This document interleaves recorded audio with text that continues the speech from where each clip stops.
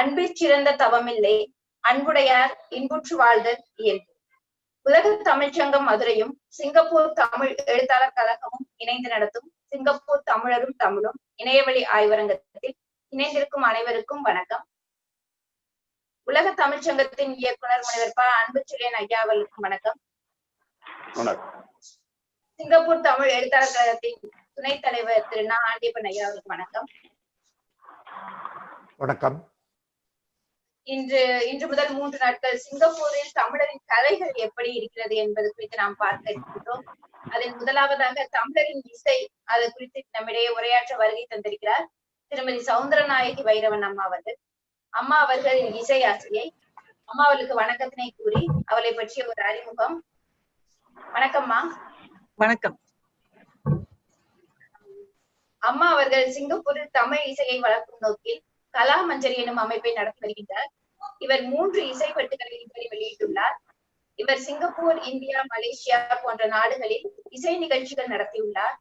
பல பாட்டு போட்டிகளுக்கு நடுவராக இருந்துள்ள இவர் தமிழ் இசை ஒரு கண்ணோட்டம் எனும் நூலினை இவருடைய இசை ஆசிரியர் திருமதி கௌரி கோகுலுடன் இணைந்து எழுதியுள்ளார்.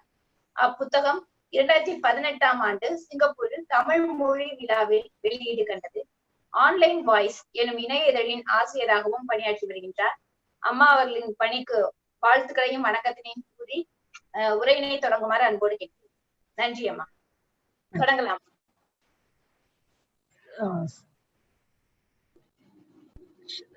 Share screen பண்ணுங்கம்மா.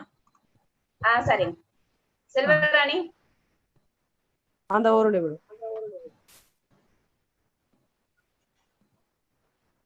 கொடுத்தாச்சுமா. ஓகே. வணக்கம்.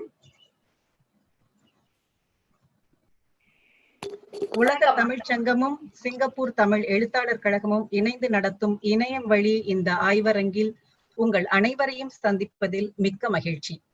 இதில் சிங்கப்பூரில் தமிழர் இசை என்ற தலைப்பில் உரையாற்ற எனக்கு வாய்ப்பினை அளித்ததற்கு சிங்கப்பூர் தமிழ் எழுத்தாளர் கழகத்திற்கு என்னுடைய மனமார்ந்த நன்றி.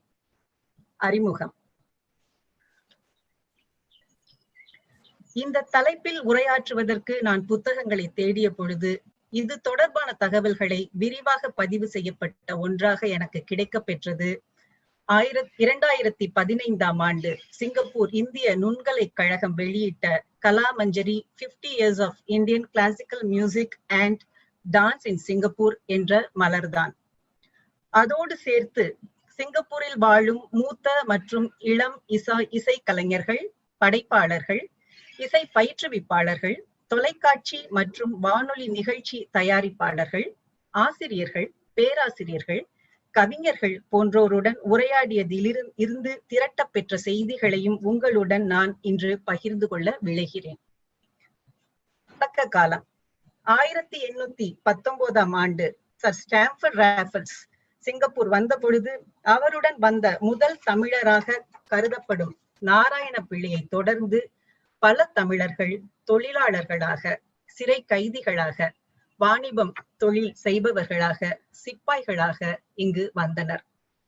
புலம்பெயர்ந்த நாடுகளுக்கு தமிழர்கள் அவர்களோடு தமிழ் மொழி, கலை, கலாச்சாரத்தையும் சேர்த்து எடுத்து சென்றிருக்கின்றனர். அப்படி அக்காலகட்டத்தில் சிங்கப்பூர் வந்த தமிழர்களும் வேலை நேரம் தவிர மற்ற நேரங்களில் பொழுதுபோக்கிற்காக அவர்களுக்கு தெரிந்த பாணியில் பாடல்களை பாடியும் இசை கருவிகளை வாசித்தும் தங்களது பொழுதை போக்கியதாக சில ஆய்வுகள் மூலம் தெரிய வருகிறது.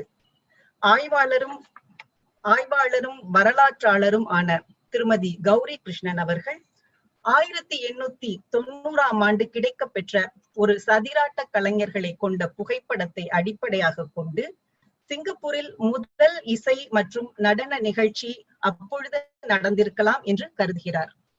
1912ஆம் ஆண்டு 6 வயது நிரம்பிய பிரபல பாடகர் திரு S.G. கிட்டப்பா ஒரு தெருக்கூத்து குழுவினருடன் வந்த பொழுது காலாங் பகுதியில் பாடிய தகவலும் கலாமஞ்சரி புத்தகம் வாயிலாக நமக்கு தெரிய வருகிறது. விஜயலட்சுமி பாலகிருஷ்ணன்.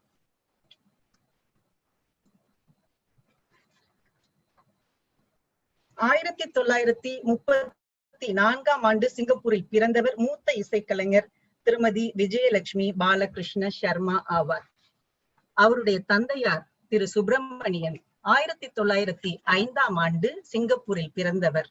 அவர் தன்னுடைய 10 வயதில் சிங்கப்பூரில் ஒரு தமிழ் இஸ்லாமியரிடம் கர்நாடக சங்கீதம் கற்றுக்கொண்டவர் என்ற ஒரு தகவலையும் விஜயலட்சுமி அம்மா நமக்கு தெரிவிக்கிறார். திருமதி விஜயலட்சுமியின் தாயார் திருமதி சாரதா சுப்பிரமணியன் 1920களில் திரு பரமேஸ்வர பாகவதரிடம் கர்நாடக சங்கீதம் கற்றுக்கொண்டவர் என்றும் அவர் நமக்கு தெரிவிக்கிறார். பண்டிட் எம் ராமலிங்கம். திருமதி விஜயலட்சுமி முதலில் தன் தாயாரிடமும் பின்னர் திரு பண்டிட் எம் ராமலிங்கம் அவர்களிடமும் தனது இசை பயணத்தை தொடர்ந்ததாக கூறுகிறார். நான் பலரிடம் பேசியதில் இருந்து அந்த காலகட்டத்தில் பல மாணவர்களுக்கு இசை பயிற்றுவித்ததில் திரு பண்டிட் எம் ராமலிங்கத்திற்கு ஒரு முக்கிய பங்கு இருந்திருப்பது தெரிய வருகிறது. அக்காலகட்டத்தில் ஆசிரியர்கள் மாணவர்களின் வீடுகளுக்கு சென்று இசை பயிற்றுவித்திருக்கின்றனர். திருமதி சர்மா திரு ராமலிங்கம் அவர்கள் பல மாணவர்களுக்கு இசை சொல்லிக் கொடுத்ததால் மாதம் ஒரு முறைதான் எனக்கு வகுப்பு எடுப்பார் என்று கூறுவதில் இருந்து திரு பண்டிட் ராமலிங்கம் அவர்கள் பல இசை மாணவர்களை இங்கு உருவாக்கி இருக்க வேண்டும் என்று தெரிய வருகிறது. சரி, இசை என்றால் கர்நாடக சங்கீதம் தானே என்று நான் அவரிடம் கேட்டதற்கு, ஆம், கர்நாடக சங்கீதம் தான். அதில் தெலுங்கு சமஸ்கிருத பாடல்களுடன் சேர்த்து தமிழ் பாடல்களையும் கற்றுக்கொண்டோம் என்றும், திரு கோ சாரங்கபாணி அவர்கள் நடத்திய தமிழர் திருநாள் நிகழ்ச்சிகளில் திருமதி விஜயலட்சுமியும் அவரது தங்கை விமலாவும் பாரதியார் பாரதிதாசனார் பாடல்களை பாடியதையும் அவர் நினைவு கூர்கிறார். ஆக செவ்வியல் கர்நாடக சங்கீதம் என்று வரும்பொழுது தற்பொழுது தமிழகம் மற்றும் அயல் நாடுகளில் தெலுங்கு சமஸ்கிருத பாடல்களுடன் சேர்த்து தமிழ் பாடல்களும் பாடப்படுகின்றன. சிங்கப்பூரில் அன்றும் அதே நிலைதான், இன்றும் அதே நிலைதான். திரு பண்டிட் ராமலிங்கம் அவர்கள் ஸ்ரீ தண்டாயுதபாணி கோயிலுக்கு 1930களில் கோயிலில் பாடுவதற்காக வந்தவர். கோயில் நிகழ்ச்சிகள், பஜனைகள். மேலும் திருமதி விஜயலட்சுமி 1920கள் முதல் இசை கச்சேரிகள் நடத்துவதற்கு முக்கிய தளத்தை அமைத்து கொடுத்தது கோயில்களில் நடைபெற்ற நவராத்திரி சமயங்களில்தான் என்றும் சொல்கிறார்.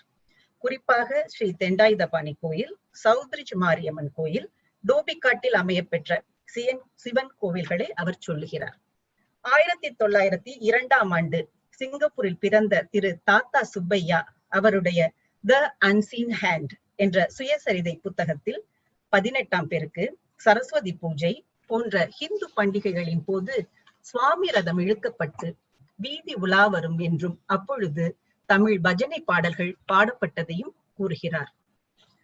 1927 பிறந்து சிங்கப்பூரில் வளர்ந்த திரு ராஜு நாராயணன் அவர்கள் ஸ்ரீ ராமகிருஷ்ணா மிஷனிற்கு நிதி திரட்டுவதற்காக 1935 பிரபல இசைக்கலைஞர் திரு முசிறி சுப்பிரமணிய ஐயர் அவருடைய குழுவினருடன் வந்து இசை நிகழ்ச்சி நடத்தியதாக கூறுகிறார். இதில் எத்தனை தமிழ் பாடல்கள் பாடப்பட்டது என்று சரியாக தெரியவில்லை. மூத்த பத்திரிகையாளர் திரு ஏ.பி. ராமன் அவர்கள் பல நாடக குழுக்கள் சிங்கப்பூருக்கு அந்த காலகட்டத்தில் வந்தன என்றும் அந்நாடகங்கள் வழி பல தமிழ் பாடல்கள் சிங்கப்பூரில் ஒலித்தன என்றும் கூறுகிறார். உள்ளூர் கலைஞர்கள்.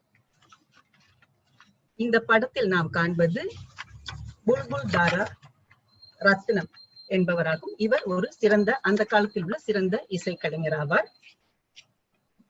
1940கள் முதல் பிரபல வயலின் வித்வானாக திகழ்ந்தவர் திருமதி சாரதா சங்கர்.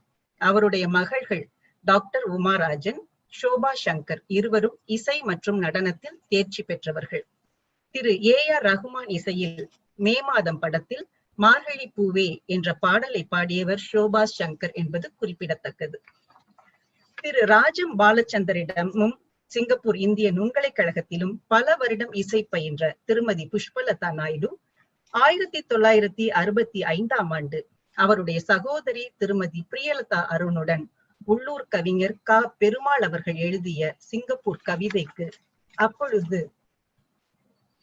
பிரபலமாக இருந்த மிருதங்க வித்வான் வி. ராமச்சந்திரன் இசையமைத்து பாட 5 நிமிடம் ரேடியோ டெலிவிஷன் சிங்கப்பூர், அது அப்பொழுது ரேடியோ டெலிவிஷன் சிங்கப்பூர் என்றுதான் இன்றைய வசந்த மொழியலை அழைக்கப்பட்டது.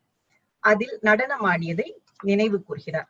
உள்ளூர் கவிதைக்கு மெட்டு அமைத்து நடனமாடியது அதுவே சிங்கப்பூரில் முதல் முறை என்று அவர் கூறுகிறார். நாயுடு சகோதரிகள் என்று அழைக்கப்படும் திருமதி பிரேமா, திருமதி புஷ்பா மற்றும் திருமதி பிரியா மூவரும் சிங்கப்பூரிலும் வெளிநாடுகளிலும் பல இன்னிசை கச்சேரிகளை நடத்தியுள்ளனர். சிங்கப்பூர் TMS என்று அழைக்கப்படும் திரு வி ராமச்சந்திரன் அவர்கள் பினாங்கில் பிறந்து தனது 10 வயதில் சிங்கப்பூர் வந்த பன்முக இசைக்கலைஞர். 2002ஆம் ஆண்டு மறைந்த திரு ராமச்சந்திரன் அவர்கள் சிங்கப்பூரில் இசைக்கு ஆற்றியிருக்கும் பங்கு குறிப்பிடத்தக்கது. சிங்கப்பூர் நுண்கலை கழகத்தின் முதன்மையாளராக இருந்த திரு சங்கர் ராஜன் அவர்களின் மிருதங்க அரங்கேற்றம் தான் முதலில் 1961 சிங்கப்பூரில் நடைபெற்ற அரங்கேற்றம். அவருடைய தாயார் மற்றும் மனைவியும் சிறந்த வாய்ப்பாட்டு கலைஞர்கள்.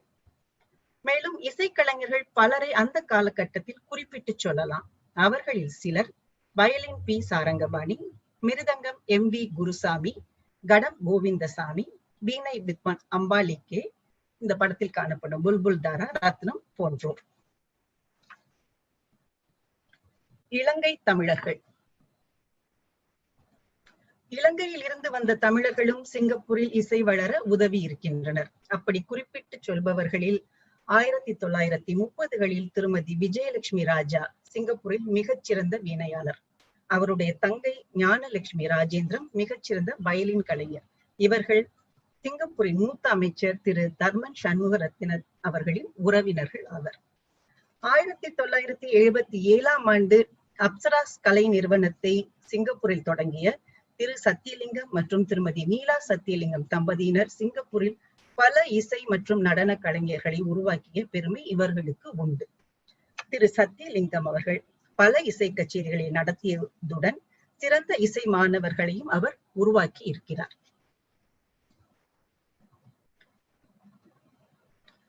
இந்திய கலைப்பள்ளிகள்.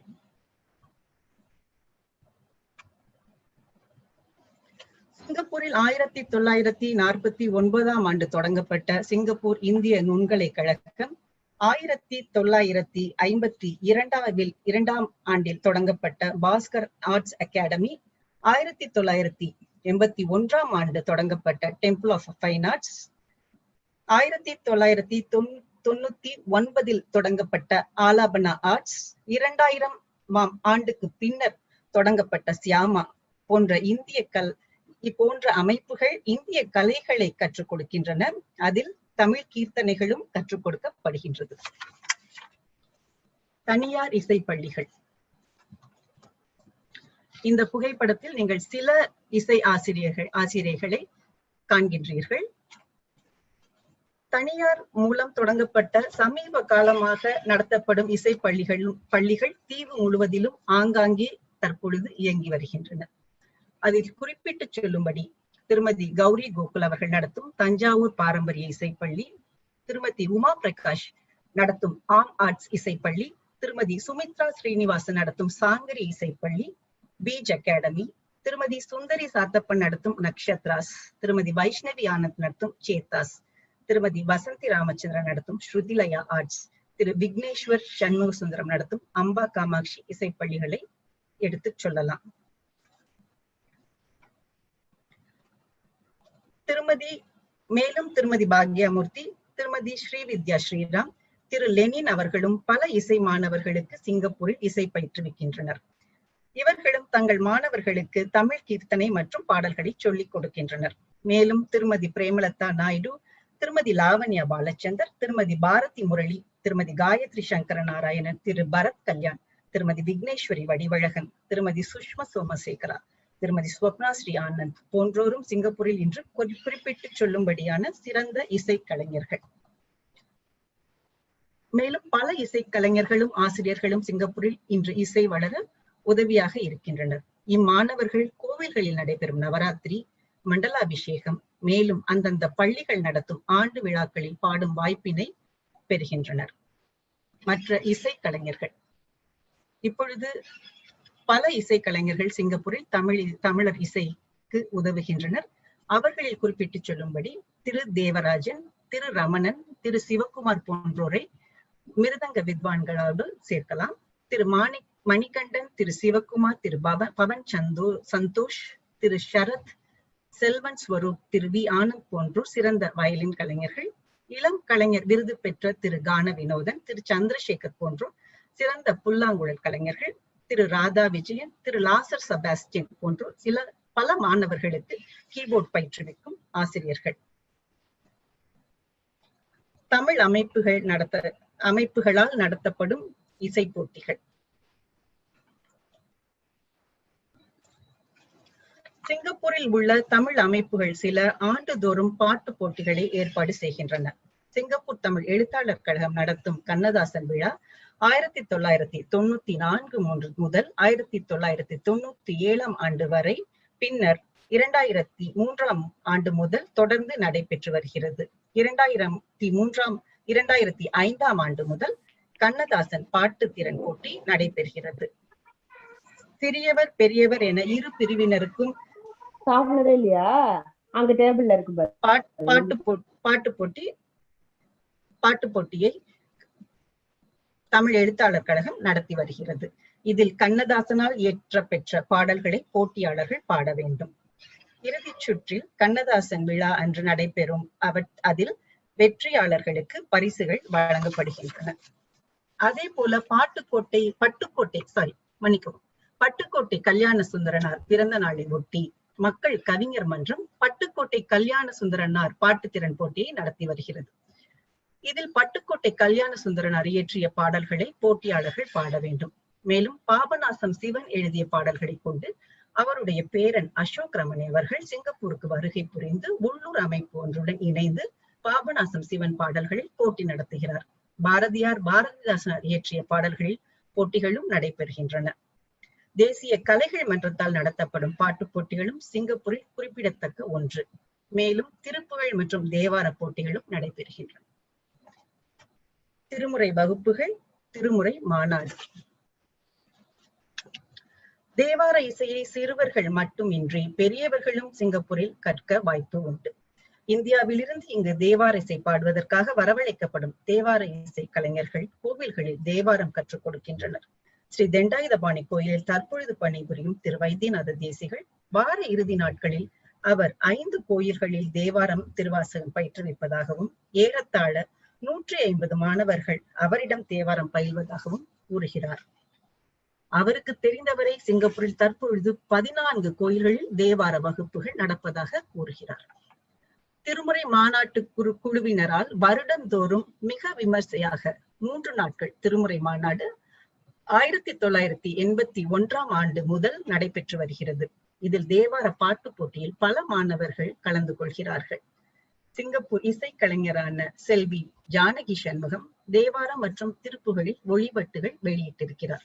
தேவார போட்டிகளில் வெற்றி பெறும் மாணவர்கள் ஆண்டுதோறும் திருமுறை மாநாட்டு குழுவினரால் திருமுறையை ஒட்டி நடத்தப்படும் நாட்டிய நாடக நிகழ்ச்சியில் பாடும் வாய்ப்பினை பெறுகின்றனர். திருமுறை மாநாட்டில் திருவாசகம் முதலான நூல்களை பாடி அதற்கு விளக்கமும் கொடுத்து வெளியிட்டு இருக்கிறார்கள். முனைவர் AR சிவகுமாரன் அவர்கள் 2014 ஆண்டு நடைபெற்ற அவரது மகனின் திருமண விழாவில் சிங்கப்பூர் இசைக்கலைஞர்களை கொண்டு உருவாக்கப்பட்ட திருமுறை திருமணம் என்ற ஒளிவட்டை விருந்தினர்களுக்கு அன்பளிப்பாக கொடுத்தார். அதோடைய புகைப்படத்தை நீங்க பார்க்கலாம். இந்த இதுதான் அதோட புகைப்படம்.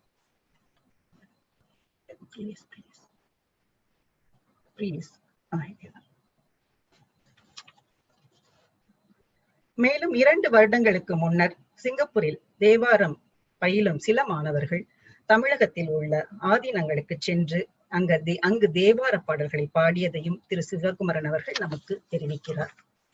அந்த மேலே இருக்கிற 2 புகைப்படமும் அந்த திருமுறை குழுவினரால் மாநாட்டு குழுவினர் நடத்தப்படும் நாட்டிய நாடகத்தில் ஒரு ஆண்டு நடைபெற்ற நிகழ்ச்சியில் உள்ள புகைப்படங்கள். திருமதி காயத்ரி கார்த்திக் ஸ்ரீ செண்பக விநாயகர் சைவ சமய பள்ளியில் இசை பயிற்றுவிக்கும் ஆசிரியை. அவர் பாலர் பள்ளி முதல் உயர்நிலை 2 படிக்கும் 100கணக்கான மாணவர்கள் அங்கு தேவாரம் பாட கற்றுக்கொள்வதாக சொல்கிறார்.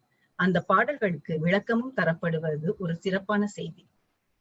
மேலும் சிங்கப்பூரில் நடைபெறும் நடன அரங்கேற்றங்கள், வள்ளி திருமணம், கண்ணகி, சிவகாமியின் சபதம், ஆண்டாள் கல்யாணம் போன்ற நாட்டிய நாடகங்களின் வாயிலாகவும் தமிழ் பாடல்கள் ஒலிக்கின்றன. வில்லுப்பாட்டு கோயில்களில் நடைபெற்றதும் நமக்கு தெரிய வருகிறது. அவ்வப்பொழுது கதா காலட்சேபங்களும் கோயில்களில் இடம்பெறுவதும் நமக்கு கிடைத்திருக்கும் கூடுதல் செய்திகள். தமிழ் மொழி விழா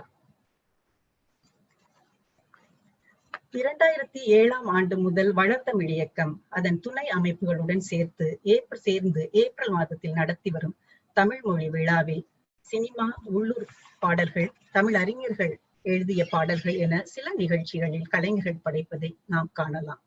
2017ஆம் ஆண்டு தஞ்சாவூர் பாரம்பரிய இசைப்பள்ளி தமிழ் இசை என்ற நிகழ்ச்சியை படைத்தது. இதில் திருக்குறளின் கடவுள் வாழ்த்து, பாரதிதாசனார், கம்பராமாயணம், நாமக்கல் கவிஞர் கணியன் பூங்குன்றனார், ராமலிங்கம் அடிகளார் இப்படி பல கவிஞர்கள் எழுதிய பாடல்கள் மற்றும் நாலடியாரில் இருந்தும் பாடல்கள் எடுக்கப்பட்டு இவற்றுக்கு கர்நாடக ராகங்களை அடிப்படையாக கொண்டு ஒரு இசை கச்சேரி நடத்தப்பட்டது. அதில் எடுக்கப்பட்ட புகைப்படம் தான் இந்த புகைப்படம்.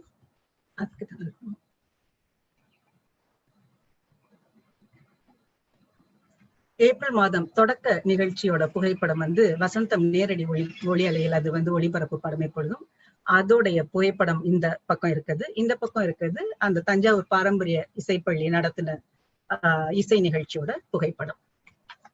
மேலும் அப்பள்ளி 2018ஆம் ஆண்டு குறுந்தொகையில் இருந்து சில பாடல்களை எடுத்துக்கொண்டு அதற்கு இந்திய மற்றும் மேற்கத்திய இசைக்கருவிகளை கொண்டு இசையமைத்து நேரடி நிகழ்ச்சியை படைத்தது. அந்நிகழ்ச்சியில் இக்கட்டுரையாளர் பள்ளியின் இசை ஆசிரியை திருமதி கௌரி கோகுல் அவர்களுடன் இணைந்து தமிழ் இசை ஒரு கண்ணோட்டம் என்ற புத்தகத்தையும் வெளியிட்டார். மற்ற நிகழ்ச்சிகள்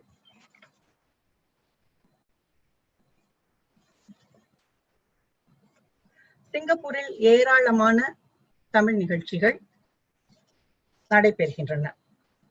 வசந்தம் தொலைக்காட்சி நடத்தும் பிரதான விழா மிக விமர்சனையாக நடைபெறும் ஒன்று. இதில் வசந்தம் தொலைக்காட்சி இசைக்கலைஞர்கள் பங்கு பெற்று பாடல்களை பாடுவர். பெரும் பகுதி இதில் சினிமா பாடல்கள் இடம்பெறும்.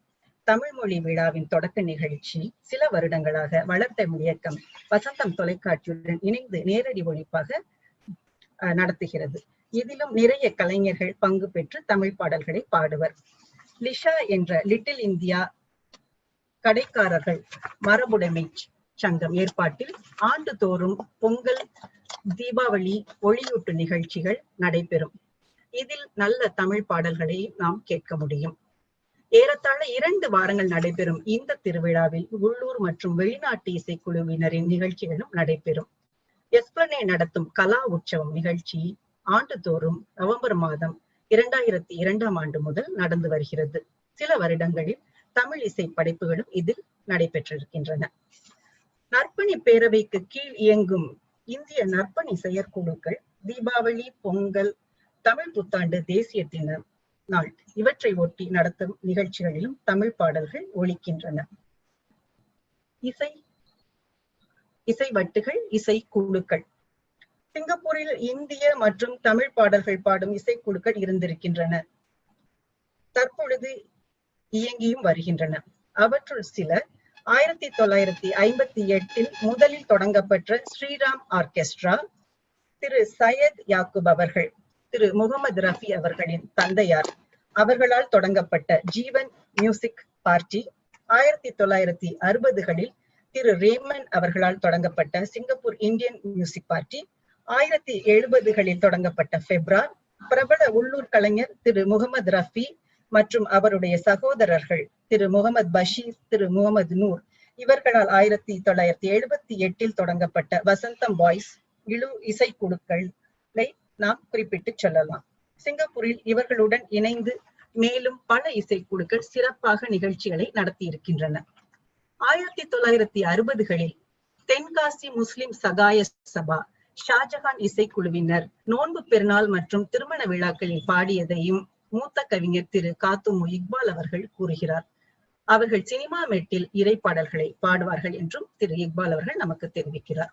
1985ஆம் ஆண்டு திருமதி லலிதா வைத்தியநாதன் அவர்களால் Singapore Indian orchestra and coir தொடங்கப்பட்டது. 2015ஆம் ஆண்டு SG50 நிகழ்ச்சிக்காக, அதாவது சிங்கப்பூர் சுதந்திரம் அடைந்து 50 ஆனதை குறிக்கும் நிகழ்வு அது. அதற்காக அவருடைய குழு 7 நிமிடத்திற்கு 50 வருட சிங்கப்பூர் வரலாற்றை குறிக்கும் பாடலாக கடலின் மீது வாழ்வு தேடி படகில் செல்வோம், உடலில் வலிமை உள்ளவரை உழைக்க நினைப்போம் என்ற பாடலை பாடியதை திருமதி லலிதா வைத்தியநாதன் கூறுகிறார். மேலும் பல பாரதியார் பாடல்களுக்கு திரு ராதா விஜயன் இசையமைக்க அப்பாடல்களையும் அவர்கள் பாடுவதாக அவர் கூறுகிறார். இசை ஒளிவட்டுகள் பல தமிழ் பாடல் ஒளிவட்டுகளாகவும் இங்கு வெளியிடப்பட்டிருக்கின்றன. பல பாடல்களுக்கு மேல் இசை அமைத்திருக்கும் உள்ளூர் இசைக்கலைஞர் திரு குணசேகரன் அவர்கள் 2013ஆம் ஆண்டு அருகினில் என்ற இசைவட்டை வெளியிட்டார். அதில் உள்ளூர் கவிஞர்கள் அதற்கு பாடல்கள் எழுதியிருக்கின்றனர். நான் சிங்கப்பூரில் தமிழ் என்ற இசைவட்டை 2017 வெளியிட்டேன். அதில் சிங்கப்பூரில் தமிழ் வளரும் விதத்தை உள்ளூர் கவிஞர்கள் எழுத அதற்கு பாட்டு அமைத்து நான் அதற்கு பாடி அந்த ஒளிவட்டு வெளியிடப்பட்டது. மேலும் 2018ஆம் ஆண்டு திருக்குறளின் கடவுள் வாழ்த்து அந்த 10 குறள்களுக்கு கர்நாடக ராகங்களை கொண்டு இசையமைக்கப்பெற்று அதற்கும் நான் பாடி அந்த இசைவட்டும் வெளியிடப்பட்டது. சிங்கப்பூர் என்று சொல்லும் போதினிலே என்ற இசை ஒளிவட்டிற்கு மூத்த கவிஞர் திரு அமலதாசன் அவர்கள் பாடல்கள் எழுதியிருக்கிறார். திருமதி பாக்யாமூர்த்தி அவர்கள் அதற்கு பாடி, அவர் மகன் திரு கிஷன் மூர்த்தி அதற்கு இசையமைத்து 2018ஆம் ஆண்டு அந்த இசைவட்டு சிங்கப்பூரில் வெளியிடப்பட்டது. சிங்கப்பூரை பற்றி கூறும் ஒன்றாக அந்த இசைவட்டு அமைகிறது. திரு முரளி கிருஷ்ணன் 1999ஆம் ஆண்டு வாஸ்கோ டகாமா என்ற இசைவட்டை வெளியிட்டிருக்கிறார். மேலும் பல இசை ஒளிவட்டுகளும் வெளியிடப்பட்டிருக்கின்றன. வானொலி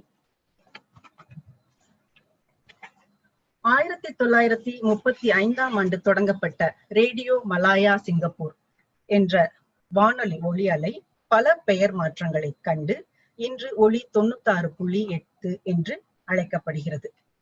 இது தொடர்பாக மூத்த படைப்பாளர் திரு சேப்பா பன்னீர்செல்வம் அவர்களுடன் நான் உரையாடியதில் இருந்து கிடைக்கப்பெற்ற தகவல்கள் பின்வருமாறு. திருமதி நாகரத்னம் சுப்பையா, திருமதி பத்மாவதி கிருஷ்ணன், திருமதி ராஜமணி பிரான்சிஸ் போன்றோர் அக்காலத்தில் வானொலியில் பிரபலமாக பாடிய இசைக்கலைஞர்களாம். திருமதி குருவாயூர் பொன்னம்மாள் என்பவர் அக்காலத்தில் சிறப்பாக வள்ளலார் பாடல்களை பாடினார் என்றும் அவர் கூறுகிறார். திரு பி கிருஷ்ணன், திரு ரே சண்முகம் மற்றும் திரு சேப்பா பன்னீர்செல்வம் இவர்களின் தயாரிப்பில் 1981ஆம் ஆண்டில் 1 வருடம் கவிதை விழா நிகழ்ச்சி நடைபெற்றது. திருமதி சாரதா சங்கர் மற்றும் திரு வி ராமச்சந்திரன் அவர்களும் உள்ளூர் கவிஞர்கள் அவர்கள் இருவரும் உள்ளூர் கவிஞர்கள் திரு பரணன், திரு பெரியராமு, திரு காத்துமு இக்பால், திரு வேங்கடம் முதலியோரின் கவிதைகளுக்கு பாட்டு பாடி ஒளிபரப்பான நிகழ்ச்சி அது என்று அவர் சொல்கிறார். மேலும் 15 நிமிடம் நடைபெற்ற வளரும் கலைஞர் உள்ளூர் கலைஞர்கள் போன்ற நிகழ்ச்சிகள் நிறைய இசை கலைஞர்களை சிங்கப்பூரில் உருவாக்கியதாகவும் அவர் தெரிவிக்கிறார்.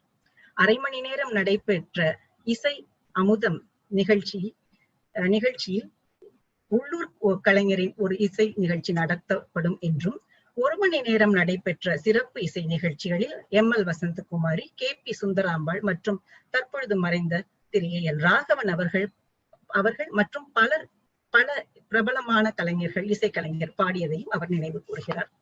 பாமணம் என்று காலை வேளைகளில் ஒளிபரப்பட்ட நிகழ்ச்சியில் தமிழ் பாடல்கள் இடம்பெற்றிருக்கின்றன என்றும் அவர் சொல்கிறார்.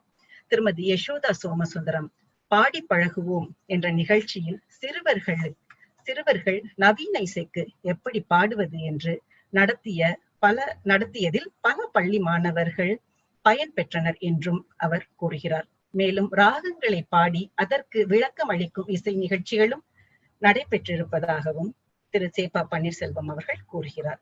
ஆக சிங்கப்பூரில் தமிழர் இசை வளர வானொலி குறிப்பிடும்படியான பங்கை ஆற்றி இருக்கிறது. தொலைக்காட்சி 1963இல் ரேடியோ டெலிவிஷன் சிங்கப்பூர் தொடங்கப்பட்டது. இது இன்று வசந்தம் தொலைக்காட்சி என்று அழைக்கப்படுகிறது. இது பல இசை நிகழ்ச்சிகள் நடந்திருக்கின்றன.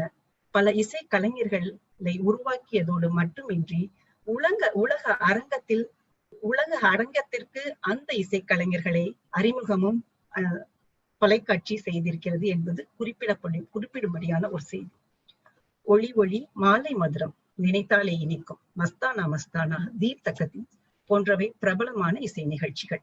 பல பாட்டு திறன் போட்டிகள் 1973ஆம் ஆண்டு முதல் நடைபெற்று வருகிறது. தொலைக்காட்சி நிகழ்ச்சி தயாரிப்பாளர் திரு வெங்கா அவர்கள் இதனை தெரிவிக்கிறார். அப்படி வெற்றி பெற்ற திரு ஷபீர் பல பாடல்களுக்கு இசையமைத்து வரும் பிரபல இசையமைப்பாளர். சமீப காலத்தில் வெற்றி பெற்ற சுதாஷினி, விஷ்ணு பாலாஜி போன்றோர் இந்தியாவில் உள்ள தொலைக்காட்சி ஒளி அலைகளில் பாடி வருவதையும் நாம் காணலாம். திரு முரளி கிருஷ்ணன் அவர்கள் பூப்பறிக்க வருகிறோம் என்ற பாடலை பிரபல பாடகி திருமதி ஹரிணியுடன் திரு வித்யாசாகர் அவரின் இசையமைப்பில் பாடியிருக்கிறார்.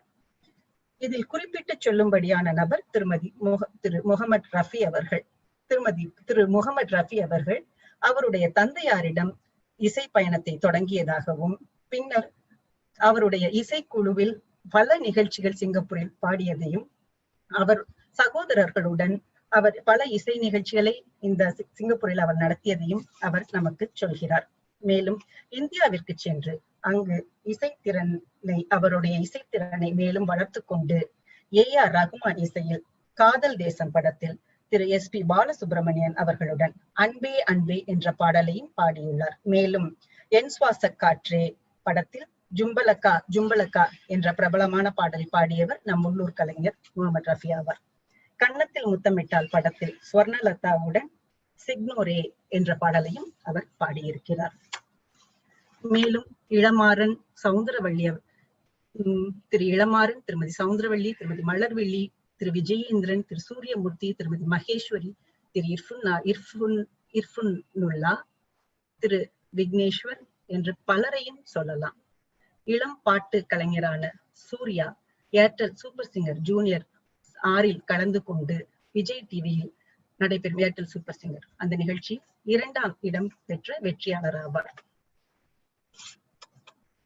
அவர் தற்பொழுது பல இசை வட்டுகளிலும் பாடி வருகிறார். சிங்கப்பூரை சார்ந்த திரு பிரவீன் என்பவர் ஏர்டெல் சூப்பர் சிங்கரில் பாடி புகழ் பெற்றவர் என்பதும் குறிப்பிடத்தக்கது. கலாமஞ்சரி என்ற நிறுவனத்தை நான் பொதுவாக இசை நிகழ்ச்சிகளை அரங்கேற்றம் செய்யலாம் என்ற நோக்கத்துடன் கலாமஞ்சரி என்ற பெயருடன் நான் ஒரு அமைப்பை 2018 தொடங்கினேன். பின்னர் தான் எனக்கு தோன்றியது தமிழ் இசையை குறிப்பாக நாம் ஏன் வளர்க்க அது முற்படக்கூடாது என்று. ஆக கலாமஞ்சரி விரைவில் தமிழில் ஒரு பெயர் மாற்றம் காணும் என்பதையும் உங்களுக்கு தெரிவித்துக் கொள்கின்றேன். அந்த நிறுவனத்தின் வழியாக முத்துத்தாண்டவர், ஆத்திச்சூடி நாட்டிய நாடகம், திருக்குறள் இசை ஒளிவட்டு, நாட்டுப்புற பாட்டு நிகழ்ச்சி லிஷாவுடன் இந்த வருடம் நாங்கள் செய்தோம். அந்த புகைப்படம் தான் இந்த மேலே இருக்கும் புகைப்படம். ஆத்திச்சூடி நாட்டிய நாடகம் கேலாங் ஈஸ்ட் பப்ளிக் லைப்ரரியில் 2019ஆம் ஆண்டு மே மாதம் நடைபெற்றது. அதோடைய இதுதான் இது. முத்துத்தாண்டவர் பத்தின நிகழ்ச்சி ஒண்ணு நடத்தணும். அது இந்த பக்கம் இருக்கு. சோ இந்த மாதிரி தமிழ் இசையை வளர்ப்பதற்காக சிங்கப்பூரில் தொடங்கப்பட்டிருக்கும் அமைப்பு கலாமஞ்சரி. அதன் வழி நாங்கள் எங்களுக்கு முடிந்த அளவு தமிழ் இசைக்கு எங்களுடைய பணியை செய்து வருகிறோம் என்பதை தெரிவித்துக் கொள்கின்றேன். மற்றவை பல இசை நிகழ்ச்சிகளில் சீனர்களும் ஆர்வமோடு கலந்து கொள்கின்றனர், பாடுகின்றனர் என்பது உங்களுக்கு நான் சொல்ல விரும்பும் சுவையான ஒரு செய்தி. ஒரு பாரதிதாசனாரை பற்றிய ஒரு நிகழ்ச்சி ஒன்று நாங்கள் நடத்தினோம். அதில் இந்த சீனர்கள் அனைவரும் கலந்து கொண்டு சீனத்தில் அந்த பாரதிதாசனார் பாடல்களுக்கு விளக்கத்தை அளித்தனர். சிலர் அதில் பாடவும் செய்தனர். அப்பொழுது எடுக்கப்பட்ட புகைப்படம் தான் இது.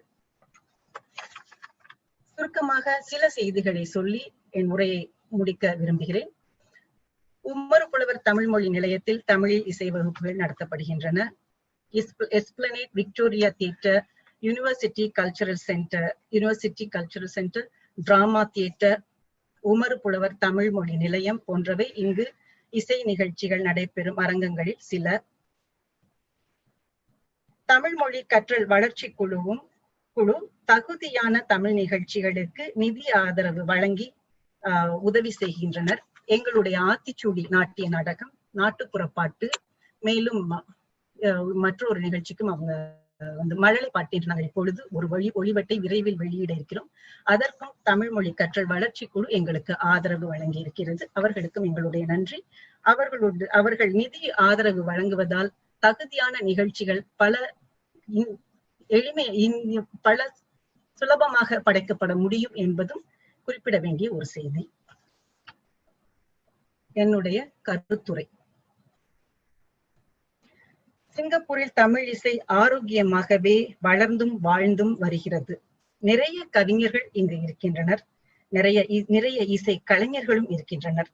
இவர்கள் இருவரையும் இணைக்கும் பாலமாக பலரும் வந்தால் உள்ளூர் படைப்புகள் பலவற்றை சிறந்த உள்ளூர் படைப்புகளை நாம் பார்க்கலாம்.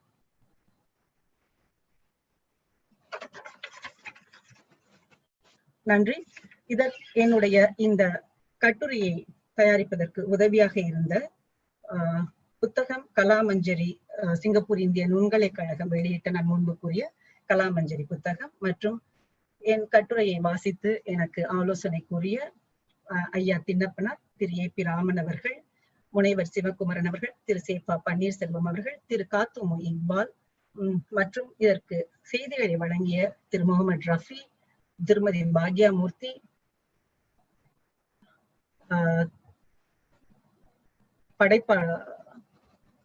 தொலைக்காட்சி தயாரிப்பாளர் திரு வெங்கடாச்சலம், திருமதி லலிதா வைத்தியநாதன், திருமதி விஜயலட்சுமி பாலகிருஷ்ணன், மேலும் இதற்காக உதவி வழங்கிய அனைவருக்கும் என்னுடைய மனமார்ந்த நன்றி. நன்றி. நன்றி அம்மா. மிக அழகான உரை. நன்றி. அம்மாவின் உரை மீது கருத்துக்கள் கூற விரும்புவர் கூறலாம். வினாக்கள் இருந்தாலும் கேட்கலாம்.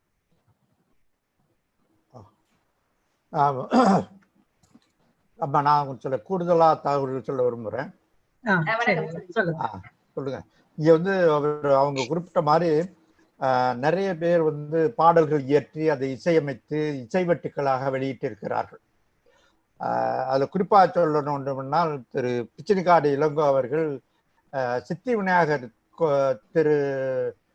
விநாயகர் கோயிலை பற்றி மற்றும் ஒரு 15 பாடல்கள் எழுதி அது ஒரு இசைவெட்டாக வெளியிட்டு இருக்கின்றார். அது சில ஆண்டுகளுக்கு முன்பு இங்கே வெளியானது. முழுக்க முழுக்க தமிழ் பாடல்கள். அதேபோல் சிங்கப்பூர் மாரியம்மனை பற்றி சவுத் பிரிட்ஜ் சாலையில் உள்ள மகாமாரியன் ஆலயத்தை பற்றி, அந்த மாரியனை பற்றி பாடல்கள் அவர்கள் கேட்டு எழுதப்பட்டு பல இங்குள்ள உள்ளூர் கவிஞர்கள், ராம வைரவன், நாவி சத்தியமூர்த்தி, நான் உள்பட அந்த கவிஞர் எழுதி அதை வந்து MS விஸ்வநாதன் இசையமைத்து, SP பாலசுப்ரமணியம், நித்யஸ்ரீ மகாதேவன், SPB சைலஜா போன்றவர்களால் பாடப்பட்டு அதுவும் இசைவெட்டாக வெளியிடப்பட்டிருக்கின்றது. இங்கு பலர் வந்து இது மாதிரி வந்து பணிகளிலே ஈடுபட்டு கொண்டிருக்கின்றார்கள். அதேபோடு இசைக்குழுக்களும் தனியாக பாடல்களை சொந்தமாக எழுதி இசையமைத்து வெளியிட்டு கொண்டிருக்கின்றார்கள். முகமது ரஃபி போன்றவர்கள் எல்லாம். ஆகவே இதெல்லாம் கூடுதல் தகவல்களாக நான் சொல்ல விரும்புகின்றேன்.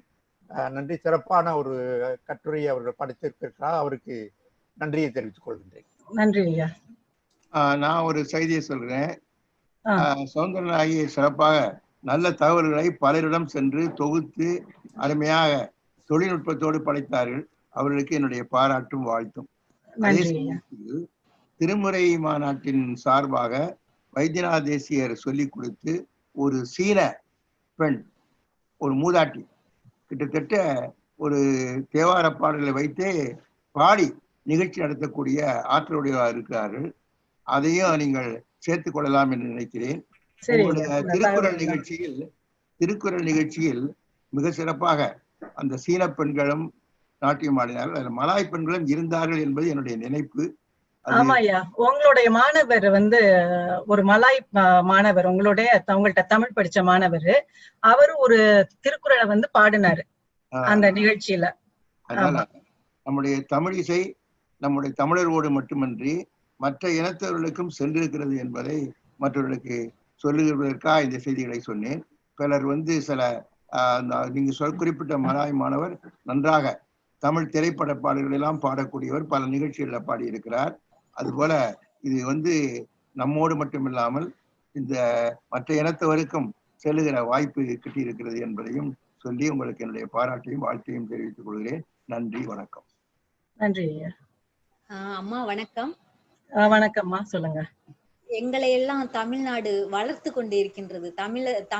தமிழ்நாட்டுல பிறந்து தமிழ்னு சொல்லி நாங்க தமிழால வளர்ந்துகிட்டு இருக்கோம். ஆனா நீங்க தான் தமிழை வளர்க்குறீங்க. எங்களை தமிழ் வளர்க்குது, நீங்க தமிழை வளர்க்குறீங்க. அதான் பெருமையா இருக்கு, ரொம்ப பெருமையா இருக்கு. அது மட்டும் நன்றிமா, உண்மைதான். சிங்கப்பூரில் தமிழுக்கு ஒரு சிறப்பான இடம் இருக்கிறது. அதை இசைக்கலைஞர்கள், கதை எழுதுபவர்கள் என்று அதை சிங்கப்பூர் சமுதாயம் உருவாகி கொண்டிருக்கிறது என்பதில் ஐயமில்லை.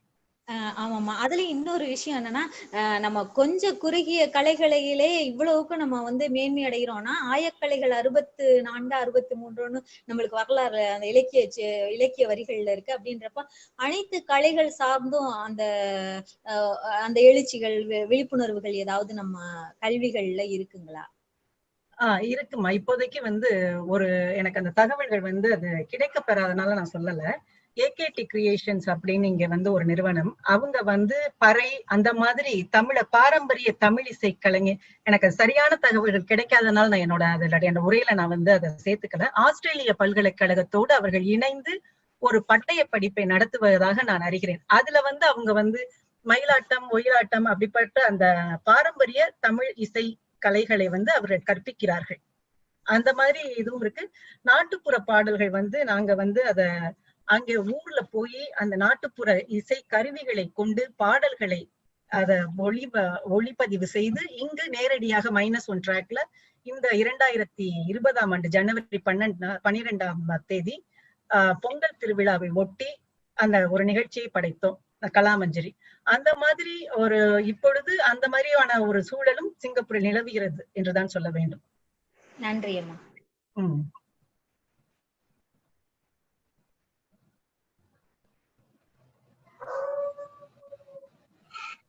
வணக்கம் அம்மா, என்னுடைய பேர் சுகுமாரன், மெல்பர்ன் பேசுறேன்.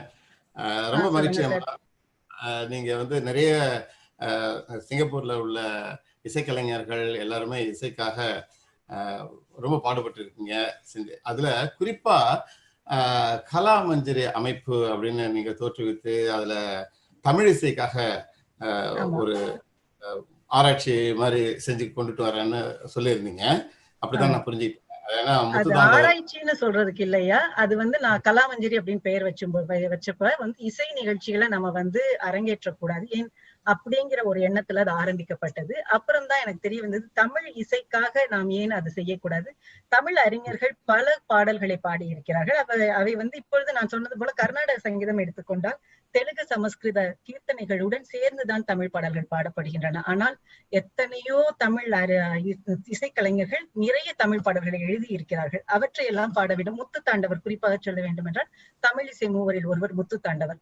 அப்படி பல பாடல்கள் இருக்கின்றன. நம்மளுடைய இலக்கியங்களும் ரொம்ப தொன்மையான தமிழ் இலக்கியங்கள், அவற்றையெல்லாம் எடுத்துக்கொண்டு நாம் ஏன் செய்யக்கூடாது என்ற நோக்கில் தான் நாங்கள் அது தமிழ் இசைக்காக என்று அதை மாற்றினோம். அது தமிழ் இசையையும் நாங்கள் அதில் பயிற்றுவிக்கிறோம். தமிழ் இசை தொடர்பான நிகழ்ச்சிகளையும் அரங்கேற்றி வருகிறோம். ஆராய்ச்சி என்று அதை சொல்வதற்கு இல்லையா. அது சிங்கப்பூர்ல மொழி சம்பந்தமா, தமிழ் மொழி சம்பந்தமா உயர்ந்த நிலையில பல ஆய்வுகளும் நடந்திருக்குது, பல நூல்களும் இயற்றப்பட்டிருக்கு. இதையும் நீங்க தொடர்ந்தீங்கன்னா நல்லா இருக்கும்ன்றது என்னுடைய ஒரு நிச்சயமா நிச்சயமா. ஏன்னா தமிழர் இசை பத்தி புத்தகம் அப்படின்னு நான் தேடும் பொழுது இப்ப பன்னீர்செல்வம் ஐயாவோட பேசும்பொழுது அவங்க சொன்னாங்க, பண்டிட் ராமலிங்கம் அவர்கள் ஏதோ ஒரு புத்தகம் வெளியிட்டாங்க அப்படின்னு. அந்த புத்தகத்தை பற்றிய தகவலை நமக்கு இப்பொழுது கிடைக்க பெறல. எனக்கு கிடைக்கப்பட்ட ஒரே புத்தகம் நான் சொன்ன மாதிரி அந்த கலாமஞ்சரி, அந்த நுண்கலை கழகம் வெளியிட்ட புத்தகம் ஒன்றுதான் எனக்கு இப்பொழுது தெரியப்படுகிறது. என்னுடைய கருத்து என்னன்னா, இங்க கவிதை கதை வளரும் அளவிற்கு இசை இன்னும் வளர வேண்டும். அதற்கான சாத்தியக்கூறுகள் அதிகம். அதனால நிச்சயமாக தமிழ் கவிஞர்களும் இருக்கிறார்கள், தமிழ் இசை கலைஞர்களும் இருக்கிறார்கள். இவர்கள் இருவரையும் இணைக்கும் பாலமாக தமிழ் அமைப்புகள், தமிழ் மக்கள், தமிழ் பள்ளிகளிலும் நிறைய இசைகள் கற்றுக் கொடுக்கப்பட வேண்டும். இப்படி முயற்சிகள் நடந்தால் தமிழ் இசை மிக அதிகமான அளவில் வளரும், நல்ல பாடல்கள் படைக்கப்படலாம் என்பதுதான் என்னுடைய கருத்து. அது சரியா சொன்னீங்கம்மா. ஏன்னா இப்ப துள்ளல் இசையை நோக்கி தான் பெரும்பாலான இளம் தலைமுறைகள் சென்றுட்டு இருக்காங்க. இதுல சிலப்பதிகாரத்துல வரக்கூடிய ஒரு குறிப்புல, அதாவது 106 விதமான பண்கள், தமிழ் பண்கள் இருந்ததுன்ற மாதிரி வருது. அது அந்த பன்னிசையில இப்ப நமக்கு கிடைச்சிருக்கிறது வந்து 24 இல்ல 26 நினைக்கிறேன், 24 தான் இருக்கும்னு நினைக்கிறேன். அந்த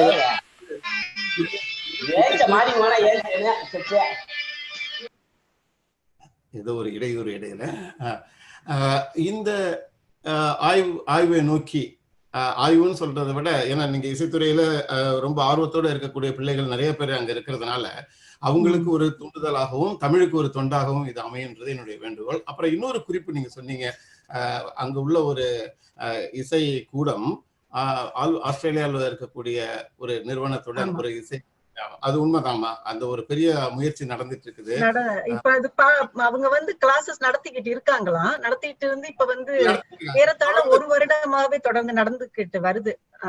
அது பறை சொல்லி கொடுக்குறாங்கிறது எனக்கு நல்லா தெரியும். அந்த பறை இசை கற்றுக் கொடுக்கப்படுகிறது. அது பறை இசை கற்றுக் கொடுக்குறாங்க. அது மட்டும் இல்லாம தமிழருடைய இசைகள், மயிலாட்டம், ஒயிலாட்டம்னு இருக்கக்கூடிய எல்லா விதமான ஆட்டங்களும் அதற்கு தேவையான இசை கருவிகள் எல்லாமே இங்க வந்தாச்சு. இந்த கருவிகளையும் அந்த பாடத்தை எப்படி சொல்லிக் கொடுக்கறதுன்றதுக்காக ஒரு திட்டம் வரைவு அதுதான் நடந்துட்டு இருக்குது. அது அநேகமாக இன்னும் 2 மாதங்கள், ஒரு 6 மாதங்கள்ல அது வெளியில வரும். அப்ப உலகளாவிய வகையில எல்லாரும் நன்றி. நிச்சயமாக ஐயா, நிச்சயமாக நன்றி. வணக்கம். வணக்கம். நான் சிவகுமாரன். மிக அற்புதமாக உங்களுடைய கட்டுரையை படைத்திருக்கிறீர்கள். நிறைய தகவல்களை சேர்த்திருக்கிறீர்கள். இதில் கூடுதலாக இன்னும் சில சேர்த்துக் கொள்ளலாம். ஒருவேளை நேரம் காரணமாக நீங்கள் விடுபட்டு. ஆமா, நேரம் இன்மை காரணமாகத்தான். தொலைக்காட்சி வானொலியோட பங்களிப்பு அளப்பரியது. எனக்கு வந்து அது நேர அவகாசம் இல்லாததால் அதை என்னால நிறைய அதை எடுத்து சொல்ல முடியவில்லை. அதாவது குறிப்பாக வந்து பாத்தேரல் இளமாறன் வந்து குழந்தைகளுக்காக ஒரு ஒளிவெட்டு தமிழகத்தில் சென்று அவர் இசையமைத்து வெளியிட்டார். அது போல கவிஞர் பழனி அவர்கள் வந்து குழந்தைகளுக்காக பாடல்களை வந்து ஒரு வெளியிட்டு அவர் வெளியிட்டார். முருகடியான் வந்து காவடி சிந்து பாடலை வந்து அவரு ஒளிவட்டாக அவர் வெளியிட்டார். இந்த செய்திகள் எல்லாம் ஒளிவட்டுகளாக வந்த நிறைய ஒளிவட்டுகள் வெளிவந்திருக்கின்றன. இது அல்லாமல் வந்து திருமுறை என்று பார்க்கின்ற பொழுது இந்த திருமுறை பண், அந்த பண்ணினுடைய அடிப்படையில் தங்களுடைய சுயமாக, அதாவது தானே முன்வந்து ஆர்வலராக சொல்லிக் கொடுக்கக்கூடியவர்கள் பல பேர் சிங்கப்பூரில் நிறைய பேர் இருக்கிறார்கள். அதில் குறிப்பாக சாவித்திரி கார்த்திகேயன் என்பவர்கள் வந்து ஞானபீடம், முனீஸ்வர ஞானபீடம் என்ற ஒரு அமைப்பை வைத்துக் கொண்டு அதில் நீண்ட காலமாக பிள்ளைகளுக்கு கற்றுக் கொடுத்து வருகின்றார். சரசு சிவகுமார் என்பவரும், அதே போல சிவகுமார், அதாவது கணவன் மனைவி இருவருமே அவர்கள் வந்து திருமுறையை வந்து சொல்லிக் கொடுத்து கொண்டிருக்கிறார்கள். நாகஜோதி ஆரம்ப காலத்தில் திருமுறையில் வந்து மாணவர்களுக்கு சொல்லிக் கொடுத்து வந்தார்கள். இதையெல்லாம் இந்த திருமுறை பண் இந்த சிங்கப்பூரில் வளர்வதற்கு இவர்கள் எல்லாம் தன்னார்வலர்களாக சொல்லிக் கொடுத்து கொண்டு இருப்பவர்கள். இது மட்டுமல்லாமல் கேலாங் கோயில், சிங்கப்பூர் கேலாங் அடியார்கள் என்ற ஒரு குழுவினர் வந்து கிட்டத்தட்ட இப்போது 1000வது வாரத்தை நோக்கி போகின்றார்கள். ஒவ்வொரு வாரமும் அங்கு ஆலயத்தில் சென்று அந்த முறைப்படி தேவார பண்ணின் அமைந்த பாடல்களை அவர்கள் ஒரு குழுவாக அமைந்து சிவன் கோயில் அடியார்கள் என்ற அந்த அடியார்கள் பேரில் 1000வது வாரத்தை நோக்கி இப்போது அது போய்கொண்டிருக்கின்றது. அந்த செய்தியும் வந்து இசைக்கு மிகப்பெரிய, அதாவது அவர்கள் அதில் வந்து தமிழகத்திலிருந்து இங்கு தொழில் நிமித்தமாக வந்திருப்பவர்கள் எல்லாம் அந்த அடியார் கூட்டம் என்ற பெயரில் சென்று பாடி பாடி பண்ணோடு பாட கற்றுக்கொண்டவர்களாக இருக்கிறார்கள். அதில் ஒருவர் இன்றைக்கு மிக கெட்டிக்காரத்தனமாக ஆகி அவர் ஆசிரியர் நிலையில் இருந்து அவர் மற்றவர்களுக்கு சொல்லிக் கொடுக்கக்கூடிய நிலையிலும் இருப்பதை பார்க்கின்றோம். எனவே இப்படிப்பட்ட இந்த திருமுறை பண் இசை இங்கு வளர்வதற்கு பலரும் உதவி செய்கிறார்கள் என்பதையும் நீங்கள் சேர்த்துக் கொள்ளலாம். பல மாணவர்கள் அந்த சிறப்பாக இருக்கிறது. நன்றி ஐயா. திருமுறை மாநாடு வந்து அதோடைய பங்கு வந்து அது மிக ஆழமாகவே எனக்கு தோன்றினது நான் கேட்ட பிறகு. பல மாணவர்கள் இந்த திருமுறை என்பது வந்து ஒரு அந்த காலத்தில் அமையப்பெற்ற தமிழில் இடம்பெற்றிருக்கும் பாடல்கள். அந்த பாடல்களை மிக சுத்தமாக நல்ல உச்சரிப்புடன் அந்த குழந்தைகள் பாடுகிறார்கள் என்பது மிகவும் பெருமை மிக்க ஒரு விஷயம். ஆக தமிழ் இலக்கியங்களை நாம் இசையாக அமைத்தாலும் நம் சிங்கப்பூர் மாணவர்களால் நிச்சயமாக அதில் நன்றாக தேர்ச்சி பெற்று பாட முடியும் என்பது என்னுடைய கருத்து. நன்றி. நன்றி. வணக்கம் அம்மா. வணக்கம் சந்திரநாயகி, நான் சோமசுந்தரம் பேசுறேன். கேட்கலாமா? அதாவது இந்திய நுண்கலை கழகத்தை பத்தி நீங்க விட்டுட்டீங்கன்னு நினைக்கிறேன். நீங்க இன்னும் கொஞ்சம் அதை பத்தி இன்னும் கொஞ்சம் விரிவா நீங்க சொன்னீங்கன்னா நல்லது. ஏன்னா அங்க படிக்கிற மாணவர்கள் நிறைய மாணவர்கள் பல விதமான வகுப்புகளில் சேர்ந்து அவங்க தமிழிசையை கற்றுக்கொண்டிருக்கிறார்கள். அது மட்டுமல்லாது கலை மாமணி என்ற ஒரு பட்டத்தை கூட அவர்கள் கொடுத்து கொண்டிருக்கிறார்கள். அதிகமா ஏன்னா கலா ரத்னான்னு கொடுக்குறாங்க ஐயா. அது எனக்கு ஒரு சந்தேகம் ஏற்பட்டது. அது பொதுவாக இந்திய கலைகளுக்கு அவர்கள் கொடுக்கிறார்கள் கலாரத்னா. அது தமிழர் இசை என்று வரும்பொழுது அது எவ்வளவு தூரம் என்று எனக்கு அது சரியாக தெரியாததால் நான் அதை குறிப்பிட வேண்டாம் என்று விட்டுவிட்டேன். இசை மட்டும் இல்ல, நீங்க நாடகம் மத்த இது எல்லா கலைகளுக்கும் இந்திய கலைகளுக்கே அது கொடுக்குறாங்க. இந்திய கலைஞர்களுக்கு கொடுக்குறாங்க கலாரத்னா. உதாரணமா கலாரத்னா வாங்கியிருக்கிறாரு பன்னீர்செல்வம். சொல்லுங்க. பெரும்பாலும் கர்நாடக இசையைத்தான் கற்றுக் கொடுக்குது, தமிழ் இசை கற்றுக் கொடுக்கறது இல்ல. இந்திய கலைகள் அதிகமாக கற்றுக் கொடுக்கப்படுகின்றன. அதனாலதான் நான் அது குறிப்பிட்டு சொன்னேன். அந்த கர்நாடக இசை வேறு, தமிழ் இசை வேறு. அதை முதல்ல புரிஞ்சுக்கணும். இல்ல, அதனாலதான் நான் சொன்னேன் இந்திய நுண்கலைகள், டெம்பிள் ஆஃப் ஃபைன் ஆர்ட்ஸ், ஆலாப்பனா எல்லாத்துலயுமே இந்திய கலைகள் கற்றுக் கொடுக்கும் நிறுவனங்கள், அமைப்புகள். இந்த அமைப்புகளிலும் தமிழ் பாடல்கள் சொல்லிக் கொடுக்கப்படுகின்றன. அதில் படிக்கிற மாணவர்களும் பல போட்டிகளில் கலந்து கொண்டு பரிசுகள் எல்லாம் பெறுகிறார்கள். ஆக அவர்களும் தமிழ் இசைக்கு பங்கு ஆற்றுகிறார்கள், தமிழர் இசைக்கு பங்கு ஆற்றுகிறார்கள்.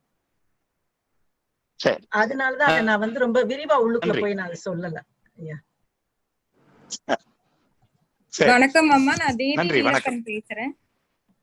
வணக்கம் தேவி. இப்போ தற்போது நடந்த அந்த இனிய தமிழ் அப்படிங்கிற அந்த பரதநாட்டிய அரங்கேற்றம் முழுக்க முழுக்க அந்த சிலப்பதிகாரம், அப்புறம் பிள்ளை தமிழ், அதெல்லாம் அத பத்தி ஒரு இது சொன்னீங்கன்னா, ஏன்னா அது ஃபுல்லாவே தமிழ்ல நாங்க பண்ணினோம். ஆமா, அத நீங்க உங்களோட நிறுவனம் தானே அது நடத்தியது இல்லையா? ஆமா, சக்தி நுண்கலை கூடம். சக்தி நுண்கலை கூடம். அத பத்தி நீங்களே நீங்க அதை எப்படி தயார் பண்ணீங்க, அதை நீங்களே சொன்னீங்கன்னா இன்னும் சிறப்பா இருக்கும். ஓகேங்க. ஆக்சுவலி நான் தேவி வீரப்பன், சக்தி நுண்கலை கூடம் சிங்கப்பூர்ல இருந்து பேசுறேன். இப்போ ரீசெண்டா கடந்த பிப்ரவரி மாதம் இனிய தமிழ் பரதநாட்டிய அரங்கேற்றம்னு சொல்லி அதுல முழுக்க முழுக்க தமிழ் பாடல்கள் மட்டுமே நாங்க தேர்வு செஞ்சிருந்தோம். சிலப்பதிகாரத்தை ஒரு 25 நிமிஷம் வர்ணமா பண்ணியிருந்தோம். அதோட கதை சுருக்கங்கள் மட்டும், அதோட அபிநயம், ஸ்வரங்கள், பாட்டு எல்லாம் பண்ணியிருந்தோம். அப்புறம் முத்துசாமி பிள்ளைத்தமிழ், அதை பிள்ளைத்தமிழா பதமா பண்ணியிருந்தோம். இசைப்பாடி மகிழ இனிய தமிழ் உண்டு அப்படிங்கிற ஒரு பதம். அப்புறம் பாரதிதாசனார் எழுதிய நூலைப்படி, இந்த ஒரு 6 ஐட்டம் நாங்க தமிழ்லயே முயற்சி பண்ணியிருந்தோம். அதை நான் இங்க சொல்லிக்க விரும்புறேன். நன்றி. ஆமா, அந்த மாதிரி நிறைய இசை நாட்டிய நாடகங்களாக சில சிவகாமியின் சபதம், வள்ளி திருமணம், இந்த மாதிரி நிறைய நாட்டிய நாடகங்கள் சிங்கப்பூர்ல நடைபெற்று கொண்டிருக்கின்றன. அதன் வழி சிறப்பான தமிழ் இசை ஒலித்துக் கொண்டிருக்கின்றது. அம்மா வணக்கம். வணக்கம் ஐயா. நான் வேதாரண்யத்தில இருந்து பேசுறேன் மேடம். என்னோட பேர் ராஜா. சொல்லுங்க. தஞ்சாவூர் பாரம்பரிய இசைப்பள்ளி அப்படின்னு சொன்னீங்க மேடம், ரொம்ப மகிழ்ச்சியா இருந்தது. அங்க என்னென்ன இசைகள் கற்றுக் கொடுக்கப்படுகிறது அப்படிங்கிறது சொன்னீங்கன்னா நல்லா இருக்கும் மேடம். அவர் டிஎம்டி அப்படின்னு சொல்லி பிரபல இசைக்கலைஞர், உங்களுக்கு தெரிய வாய்ப்பு இருக்கிறது. டிஎம்டியின் சிஷ்யையான திருமதி கௌரி கோகுல் அவர்கள் அந்த பள்ளியை தொடங்கி ஒரு 20 ஆண்டு காலமாக நடத்தி வருகிறார். அவர்தான் என்னுடைய இசை குருவும் கூட. அதுல எல்லாம் பொதுவா கர்நாடக சங்கீதம் தான் அதுல கற்றுக் கொடுக்கப்படுகின்றது. தமிழ் மொழி விழாவில் பங்கு பெறும் ஒரு வாய்ப்பு அந்த பள்ளிக்கு கிடைத்தது. அதனால் அதுல வந்து ஒரு 2 நிகழ்ச்சிகள் அவர்கள் படைத்தாங்க. ஒண்ணு தமிழ் இசை, இன்னொன்னு குறுந்தொகை. இது 2 நிகழ்ச்சி முழுக்க தமிழ் பாடல்களை பாடி கர்நாடக ராகங்களை அடிப்படையாக கொண்டு அந்த 2 நிகழ்ச்சிகளும் நடைபெற்றன. அந்த முதலில் சொன்ன நிகழ்ச்சிக்கு வந்து நிறைய நல்ல கவிஞர்களுடைய பாடல்கள், கம்பராமாயணம், உள்ளூர் கவிஞர்கள், நாமக்கல் கவிஞர் ராமலிங்க அடிகளார், இப்படி நல்ல பாடல்களை எடுத்துக்கொண்டு அதற்கு புதுசாக மெட்டு அமைத்து கர்நாடக ராகங்களை அடிப்படையாக கொண்டு புதுசாக அந்த பல பாடல்கள் அதில் பாடப்பட்டது. அதுதான் குறிப்பிடத்தக்க ஒன்று அந்த பள்ளி நடத்திய நிகழ்ச்சிகளில். அந்த பள்ளி வந்து பொதுவா கர்நாடக சங்கீதத்தை கத்துக் கொடுத்துட்டு வர்றாங்க. ரொம்ப நன்றிம்மா, நன்றி, மகிழ்ச்சி. நன்றி. ஹலோ, வணக்கம் அம்மா. என் பேர் வணக்கம்மா. என் பேர் மல்லிகா. சொல்லுங்க. தமிழாசிரியரா இருக்கேன். எனக்கு ஒரு சின்ன ஒரு ஆதங்கம் தான். இவ்வளவு நிகழ்ச்சிகள் இசையில நடந்திருக்குது. இந்த வட்டுகள் எல்லாம் சேகரித்து ஒரு காப்பகம் மாதிரி எங்கேயாவது இப்ப நூலகம் மாதிரி எடுத்தா எதிர்காலத்துல பிள்ளைகள் இதெல்லாம் பார்த்து இந்த மாதிரி நடந்திருக்கு, யாராவது ஒரு அமைப்பு அந்த மாதிரி செய்யறாங்க. தேசிய நூலக வாரியமே அந்த பணியை செய்கிறார்கள். நாங்க எங்களுடைய ஒளிவெட்டுக்களை எல்லாம் கூட எங்களுடைய நிகழ்ச்சிகள் ஒளிவெட்டுக்களை எல்லாம் கூட கொடுப்பதற்காக நாங்கள் அவர்களோட பேசிக் கொண்டிருக்கின்றோம். ஆக அவர்கள் அந்த பணியை செய்து கொண்டிருக்கிறார்கள் சிறப்பாக. இந்த மாதிரி எல்லாத்தையும் அதுல எவ்வளவு ஆர்கைவ்ஸ்ல வந்து எவ்வளவு இருக்குங்கிற விவரங்கள் எனக்கு தெரியாது. அந்த பணியை அவர்கள் செய்கிறார்கள் என்பது எனக்கு தெரியும். தேசிய நூலக வாரியம் அந்த பணியை செய்து கொண்டிருக்கின்றனர். எல்லாம் ஒரே இடத்துல கிடைச்சது அப்படின்னா எதிர்கால சந்ததிகள் வந்து இசை பத்தின புத்தகங்கள் நிறைய இருக்குமா? தமிழர் இசையை பத்தி புத்தகங்கள் நிறைய இல்ல. அது வந்து அந்த முயற்சியை பலரும் மேற்கொள்ள வேண்டும். எத்தனையோ தகவல்கள், அது எனக்கு எடுத்து அந்த நேர அவகாசம்னால எனக்கு நிறைய தகவல்கள் சொல்ல முடியல.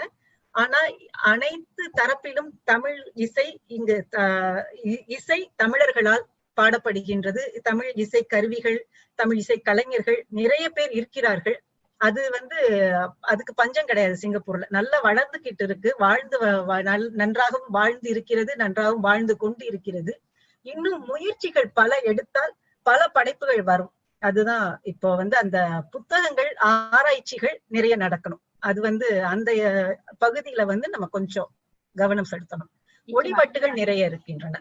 பிரமாதமா பேசுனீங்க. எனக்கு நிறைய செய்திகள் தெரிஞ்சது. ரொம்ப மகிழ்ச்சி. நன்றிமா. எதிர்கால சந்ததிக்கும் போய் சேரணும் அப்படின்ற ஒரு ஆதங்கம் எனக்கு. ஆமா, அது எதிர்கால சந்ததியினருக்கு கொண்டு சேர்க்க வேண்டும். அந்த முயற்சியில தான் அந்த ஆராய்ச்சிகள் அதை நோக்கி அமைந்தால் நன்றாக இருக்கும். நன்றி. நன்றி அம்மா. நன்றி. சௌந்தரா,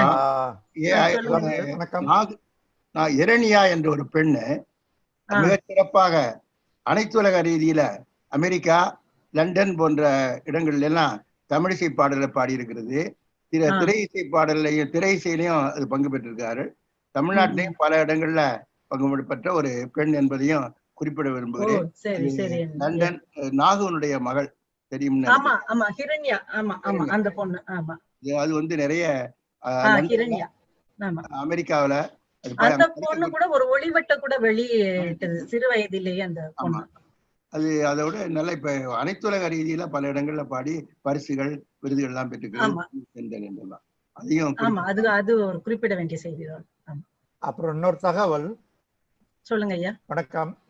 வணக்கம். அதாவது எல்லோருக்கும் நான் என்ன இந்த தகவல் எல்லாருக்கும் தெரிவிச்சுக்கிறேன். என்னன்னா, சிங்கப்பூர்ல வந்து ஒரு சட்டம் இருக்கு. என்ன சட்டம்னா, இங்க வந்து அச்சுல வெளியிட்டாலும் சரி, அல்லது ஒளிநாடாக வெளியிட்டாலும் சரி, காணொலியாக வெளியிட்டாலும் சரி, எந்த ஊடகத்துல வெளியிட்டாலும் அதன் 2 பதிப்புகள் அல்லது 2 நகல்கள் தேசிய நூலகத்துக்கு கண்டிப்பாக கொடுக்க வேண்டும். ஆகவே இது பல ஆண்டுகளாக வந்து அந்த இது கொடுக்கப்பட்டு அங்க வந்து எல்லாமே சேகரித்து கொண்டு வைத்திருக்கின்றார்கள். ஆகவே பழைய வந்து இது போன்ற தரவுகளை தேடுகின்றவர்கள் தேசிய நூலகத்துக்கு போய் அதை தேடலாம். அங்கு நிச்சயமாக கிடைக்கும். ஆமா, தேசிய நூலக வாரியம் சிறப்பாக செய்து கொண்டிருக்கிறார். ஆமா, அந்த இசை வட்டுகள் எல்லாம் வெளியிடப்படுதுன்னு சொல்றீங்கல்லமா? ஆமா. அதுல பாடுபொருள் வந்து பெரும்பாலும் எதை சார்ந்தவையாக இருக்கின்றன? சிங்கப்பூர்ல நாங்க சொன்ன ஒளிவட்டுகள் எல்லாமே இசை அமைப்பாளர்கள் வேணா வெளிநாட்டுல இருந்து இருக்கலாம். ஐயா சொன்னபடி இந்த SP பாலசுப்ரமணியன் பாடியவர்கள் எல்லாம் 1-2 இசைவட்டுகள் தான். மிகுதியான இசைவட்டுகள் உள்ளூர் கலைஞர்கள், உள்ளூர் பாடகர்களால் தான் பாடப்படுகின்றன. இல்ல அவங்க அந்த சமயம் சார்ந்த பாடல்கள் வெளியிடுறாங்களா? எது சார்ந்த அந்த பாடுவது? அது இந்த கவிஞர்கள் நிறைய பேர் சிங்கப்பூர் பற்றி எழுதிய கவிதைகள் ஒளிவட்டாக வெளிவந்திருக்கின்றன. சமயம் சார்ந்த ஒளிவட்டுகள் நிறைய வெளிவந்திருக்கின்றன. திரு பரசு கல்யாண் அவர்கள் கூட ஒரு ஒளிவட்டை முருகன் மீது என்று நினைக்கிறேன். சோ ஹிந்து கடவுள்கள் மீது நிறைய ஒளிவட்டுகள், திருமுறை மாநாடை ஒட்டி அது சம்பந்தப்பட்ட சைவ சம்பந்தப்பட்ட ஒளிவட்டுகள், சிங்கப்பூரை பற்றிய கவிதைகள், இந்த மாதிரி ஒளிவட்டுகள் தான் மிகுதியாக சிங்கப்பூரில் வெளியிடப்பட்டிருக்கின்றன.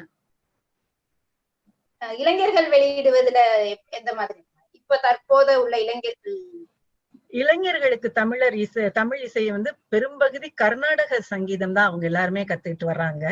இப்ப இந்த அமைப்புகள்லாம் நடத்துற பாட்டு போட்டிகள்ல பல மாணவர்கள் மிகவும் ஒரு உத்வேகத்தோடு கலந்து கொள்கிறார்கள். அப்படி ஒரு போட்டி என்று வரும் பொழுது பல பெற்றோர் முனைப்போடு அந்த குழந்தைகளை, அந்த அவர்களுடைய ஆசிரியர்களை அந்த பாடல்களை சொல்லிக் கொடுக்க சொல்லி அவற்றை பாடச் சொல்கிறார்கள். இளைஞர்களுக்கு கீபோர்டு இந்த மாதிரி இன்ஸ்ட்ருமெண்ட்ஸ், கருவிகள் கற்றுக்கொள்ளும் மாணவர்கள் நிறைய பேர் இருக்கிறார்கள். கர்நாடக சங்கீதத்தை கற்றுக்கொள்ளும் மாணவர்கள் அதிகம் பேர். போட்டி, திருமுறை மாநாடு இப்படி ஏதாவது வரும் பொழுது அந்த மாணவர்கள் அந்த பாடல்களை, பாரதியார், பாரதிதாசனார், கண்ணதாசன் என்றால் அப்பொழுது அதை கற்றுக்கொண்டு பாடுகிறார்கள். சோ இளைஞர்கள் கர்நாடக சங்கீதம் தான் அதிகமா கத்துக்கிறாங்க. அந்த படைப்புகளும் நாங்களே முத்துத்தாண்டவர் பத்தி ஒரு பேச்சு போட்டி வைக்கலாம் அப்படின்னு சொல்லி, அவர் கட்டுரை போட்டி வைக்கலாம் அப்படின்னு சொல்லி நாங்க பல மாணவர்களை அணுகினோம்.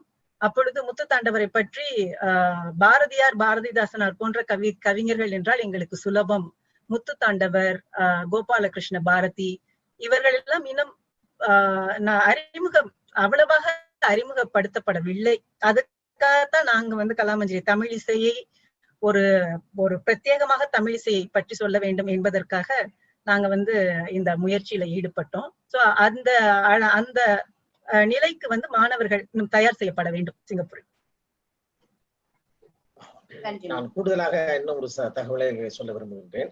ஜான்சி கேட்ட கேள்விக்கு பொதுவாக இங்கு வெளியிடப்பட்டிருக்கக்கூடிய பாடுபொருள்கள் என்று சொன்னால் அந்த பாடுபொருள்கள் குழந்தை இலக்கியம் தொடர்பாக வெளிவந்திருக்கின்றன. அதாவது மழலையர் பாடல், அந்த அடிப்படையில் பாடுபொருளை வைத்து அவர்கள் பாடியிருக்கிறார்கள். அடுத்தபடியாக சிங்கப்பூரை மையமாக வைத்து சிங்கப்பூருடைய புகழ், சிங்கப்பூருடைய நாடு, சிங்கப்பூர் தலைவர்கள் என்ற அந்த அடிப்படையில் சிங்கப்பூருடைய வரலாறு இவற்றை புகழ்ந்து பாடி வெளியிட்டிருக்கின்றார்கள். சமய சார்பாக வெளியிடப்பட்டிருக்கிறது என்று சொல்லுகின்ற போது பெரும்பாலும் முருகனை பற்றி, மாரியம்மனை பற்றி பாடல்கள் வெளிவந்திருக்கின்றன. இன்னும் சொல்ல போனால் திருமுறை மாநாடு, பெரிய புராணம் முழுவதையும் 4000 பாடல்களுக்கு மேல் இருக்கக்கூடிய அந்த 4600 பாடல்களுக்கு மேல் இருக்கக்கூடிய அந்த பாடல்களை எல்லாம் அந்த பண்ணோடு பாடி அது வெளியிட்டிருக்கின்றது. திருவாசகத்தை முழுமையாக வெளியிட்டிருக்கின்றது. இது அல்லாமல் திருமுறை தொடர்பாக நிறைய பாடல்கள் வெளிவந்திருக்கின்றன. திருமுறை மாநாட்டினாலும் இளையர்களினாலும் வெளிவந்திருக்கின்றது என்று சொல்லலாம். எனவே பாடுபொருள் என்று பார்க்கின்ற பொழுது குழந்தை இலக்கியம், சமயம், சிங்கப்பூர் புகழ் இதனுடைய அடிப்படையில் அமைந்திருக்கு. நன்றி. நன்றி ஐயா. நன்றி.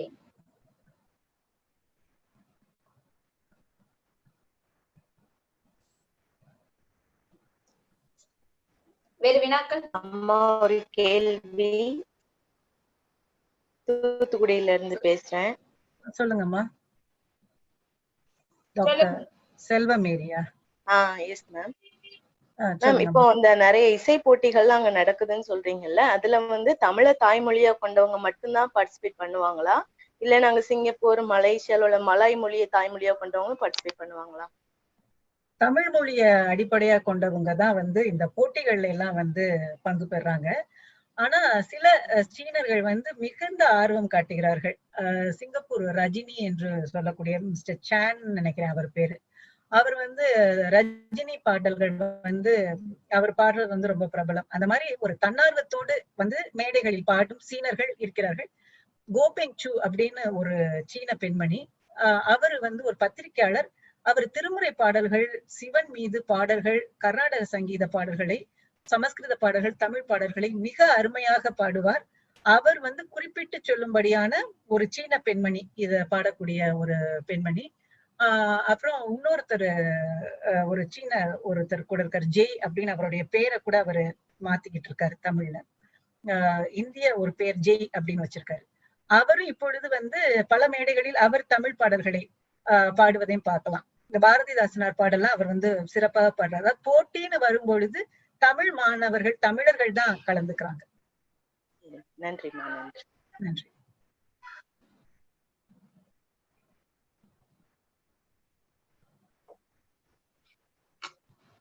அம்மா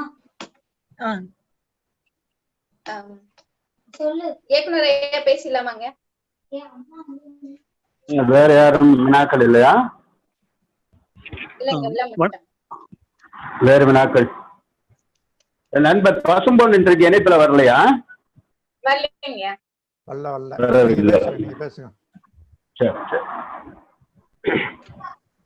மதுரை உலக தமிழ்ச்சங்கமும் சிங்கப்பூர் தமிழ் எழுத்தாளர் கழகமும் இணைந்து நடத்துகின்ற இந்த சிங்கப்பூர் தமிழரும் தமிழும் என்ற இணைய வழி ஆய்வரங்கின் 10ஆம் நாள் நிகழ்வில் பங்கேற்றிருக்கக்கூடிய சிங்கப்பூர் தமிழ் எழுத்தாளர் கழகத்தினுடைய துணைத் தலைவர் திருமிகு ஆண்டியப்பன் அவர்களுக்கும், முதுபெரும் பேராசிரியர் சுப தின்னப்பன் அவர்களுக்கும், ஓய்வு பெற்ற பேராசிரியர் திரு சிவகுமாரன் அவர்களுக்கும், மற்றும் இருக்கக்கூடிய பேராசிரியர் பெருமக்களுக்கும், மாணவ செல்வங்களுக்கும், தமிழ் ஆர்வலர்களுக்கும், தமிழ் அறிஞர்களுக்கும், இணைப்பில் இணைந்திருக்கக்கூடிய வேறு சான்றோர்களுக்கும், உலக தமிழ்ச்சங்கத்தினுடைய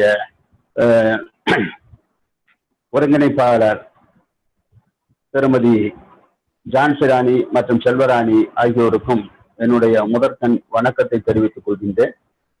இன்றைக்கு இந்த 10வது நாள் நிகழ்வில் சிங்கப்பூரில் தமிழர் இசை என்ற தலைப்பில் உரையாற்றி இருக்கக்கூடிய இசையாசிரியை திருமதி சௌந்தரநாயகி வைரவன் அவர்களுக்கும் என்னுடைய வணக்கத்தினையும் வரவேற்பனையும் தெரிவித்துக் கொள்கின்றேன்.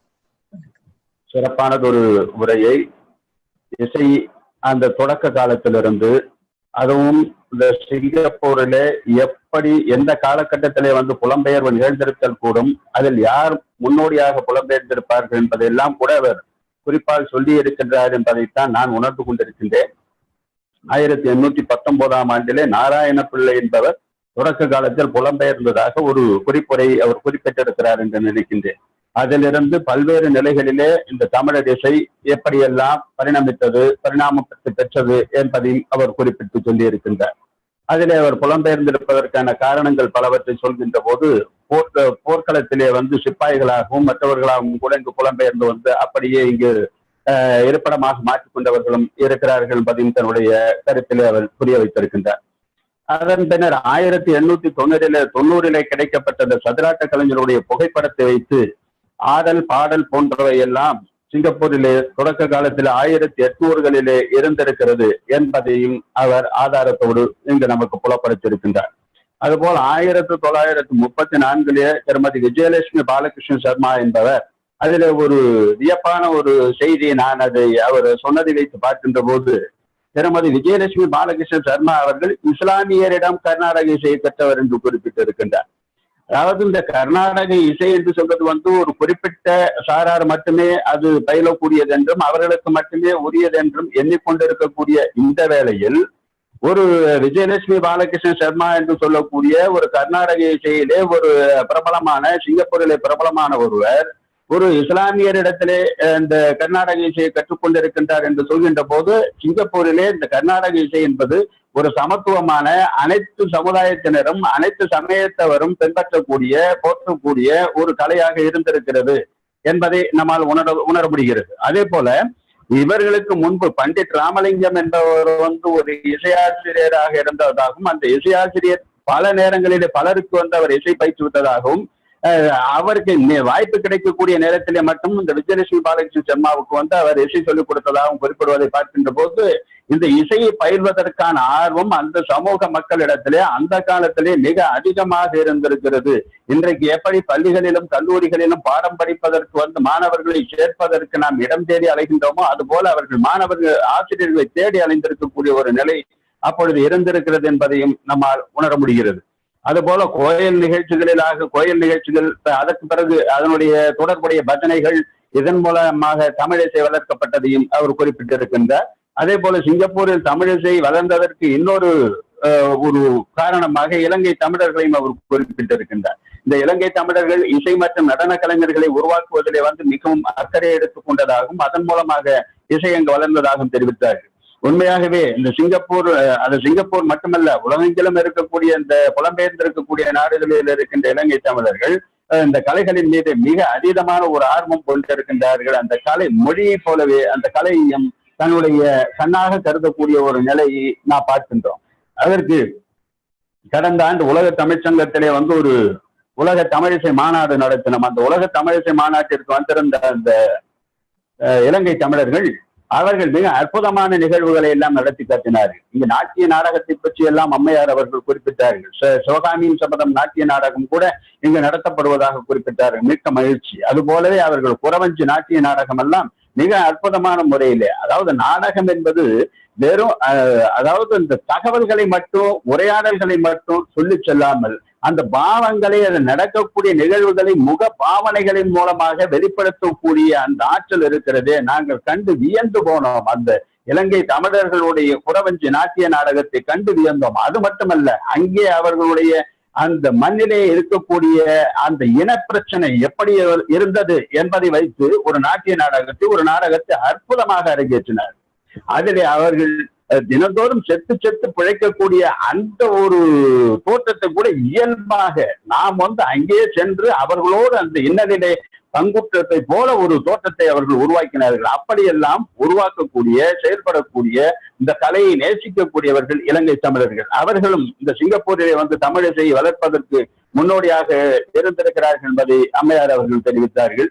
அதுபோல 1949 சிங்கப்பூர் இந்திய நுண்கலைக்கழகம் அது பற்றி கூட ஒரு விவாதமானது இடையிலே வந்தது. சிங்கப்பூர் இந்திய நுண்கலைக்கழகத்திலே இந்திய கலைகள் மிக அற்புதமாக பயிற்றுவிக்கப்படுவதாகவும் அதிலே தமிழ் கீர்த்தனைகளும் பயிற்றுவிக்கப்படுவதாகவும் குறிப்பிட்டார்கள். 1949 இந்திய கலைகளும் தமிழ் கீர்த்தனைகளும் அங்கு பயிற்றுவிக்கப்பட்டது என்பதை நினைக்கின்ற போது ஏறத்தாழ ஒரு 70 ஆண்டுகளுக்கு முன்பே அங்கு தமிழிசையினுடைய தோற்றம் அதனுடைய வளர்ச்சிக்கான வித்துக்கள் மிக ஆழமாக வேரூன்றப்பட்டிருக்கின்றன என்பதையும் உணர்ந்து கொள்ள முடிகிறது. இப்படி அரசு சார்பில் மட்டுமல்ல, தனியார் நிறுவனங்கள், தனியார் நடத்தக்கூடிய பள்ளிகளிலும் கூட இசைப்பள்ளிகள் மிக அழகாக அது கூட இப்பொழுது ஒரு அம்மையார் இடையிலே அவர்கள் பேசினார்கள்.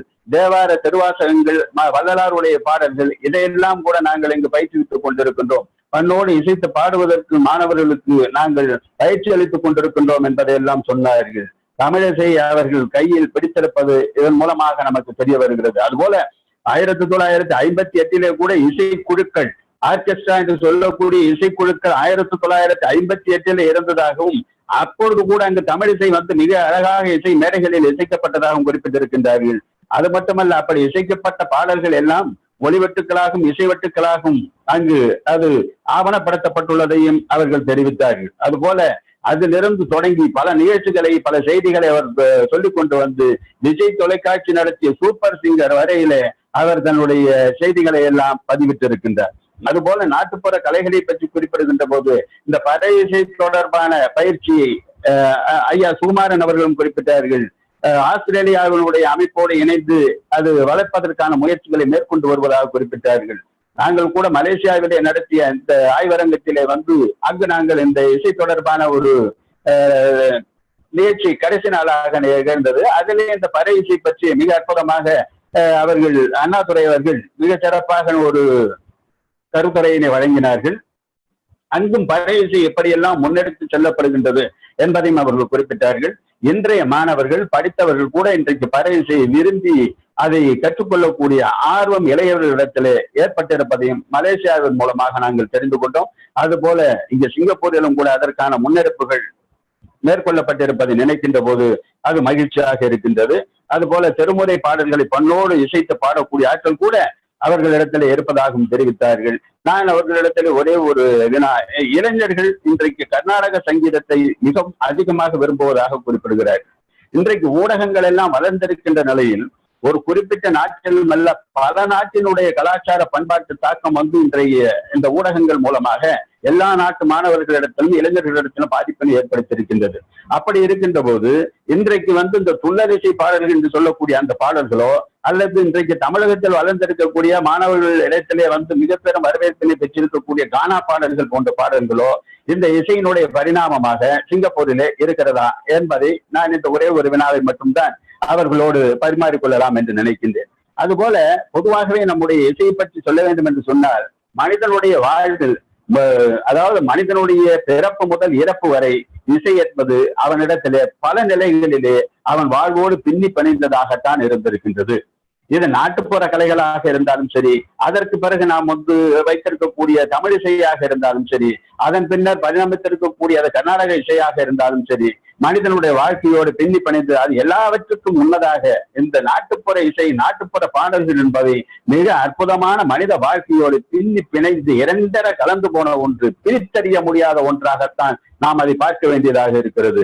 இதற்கு அடுத்தாற் போல நம்முடைய தமிழை பற்றி சொல்ல வேண்டும் என்று சொன்னால் அதை கூட நாம் எப்படி சொல்கின்றோம்? முத்தமிழ் என்று சொல்கின்றோம். இயலிசை நாடகம் என்ற முத்தமிழ் என்று சொல்கின்றோம். தமிழிலிருந்து இசை பிரிக்க முடியாத அளவுக்கு தமிழோடு ஒன்றி போய்விட்ட ஒன்றாகத்தான் நாம் இந்த இசையை பார்த்துக் கொண்டிருக்கின்றோம். இதற்கு இது வெறும் வாய் பேச்சாக மட்டுமல்ல, நம்மிடத்தில் இருக்கக்கூடிய இலக்கிய இலக்கணங்கள் எல்லாம் இதற்கு சான்றுகளை பகர்கின்றன. நமக்கு கிடைத்திருக்கின்ற நூல்களிலே மிகவும் தொன்மையான நூலாக கருதப்படக்கூடிய தொல்காப்பியம், அது சொல்லக்கூடிய அகத்தனை புறத்தனை பாகுபாடுகள், அகத்தனையில் இருக்கக்கூடிய முதற்பொருள், கருப்பொருள், உரிப்பொருள் என்கின்ற பாகுபாடுகள், அதிலே இந்த உரிப்பொருளே வரக்கூடிய பறை, அது போல முழவு, இன்னும் போன இது போன்ற இசை கருவிகள் தொடர்பான கருத்துக்கள், அதே போல ஆற்றுப்படை நூல்களை எடுத்துக்கொண்டோம் என்று சொன்னால் விரலையாற்றுப்படை, பவுனராற்றுப்படை, பானாற்றுப்படை என்ற ஆற்றுப்படை நூல்கள், இதில் பாணர்கள் என்பவர்கள் பன்னிசைத்து பாடக்கூடியவர்கள். அதே போல பாடல்களை எடுத்துக்கொள்வோமையானால், பாக்களை எடுத்துக்கொள்வோமையானால் 4 வகையான பாக்கள், ஆசிரியப்பா, வெண்பா, கலிப்பா, வஞ்சிப்பா என்று சொல்லி இதற்கு ஒவ்வொரு பாவுக்கும் உரிய ஓசைகள்,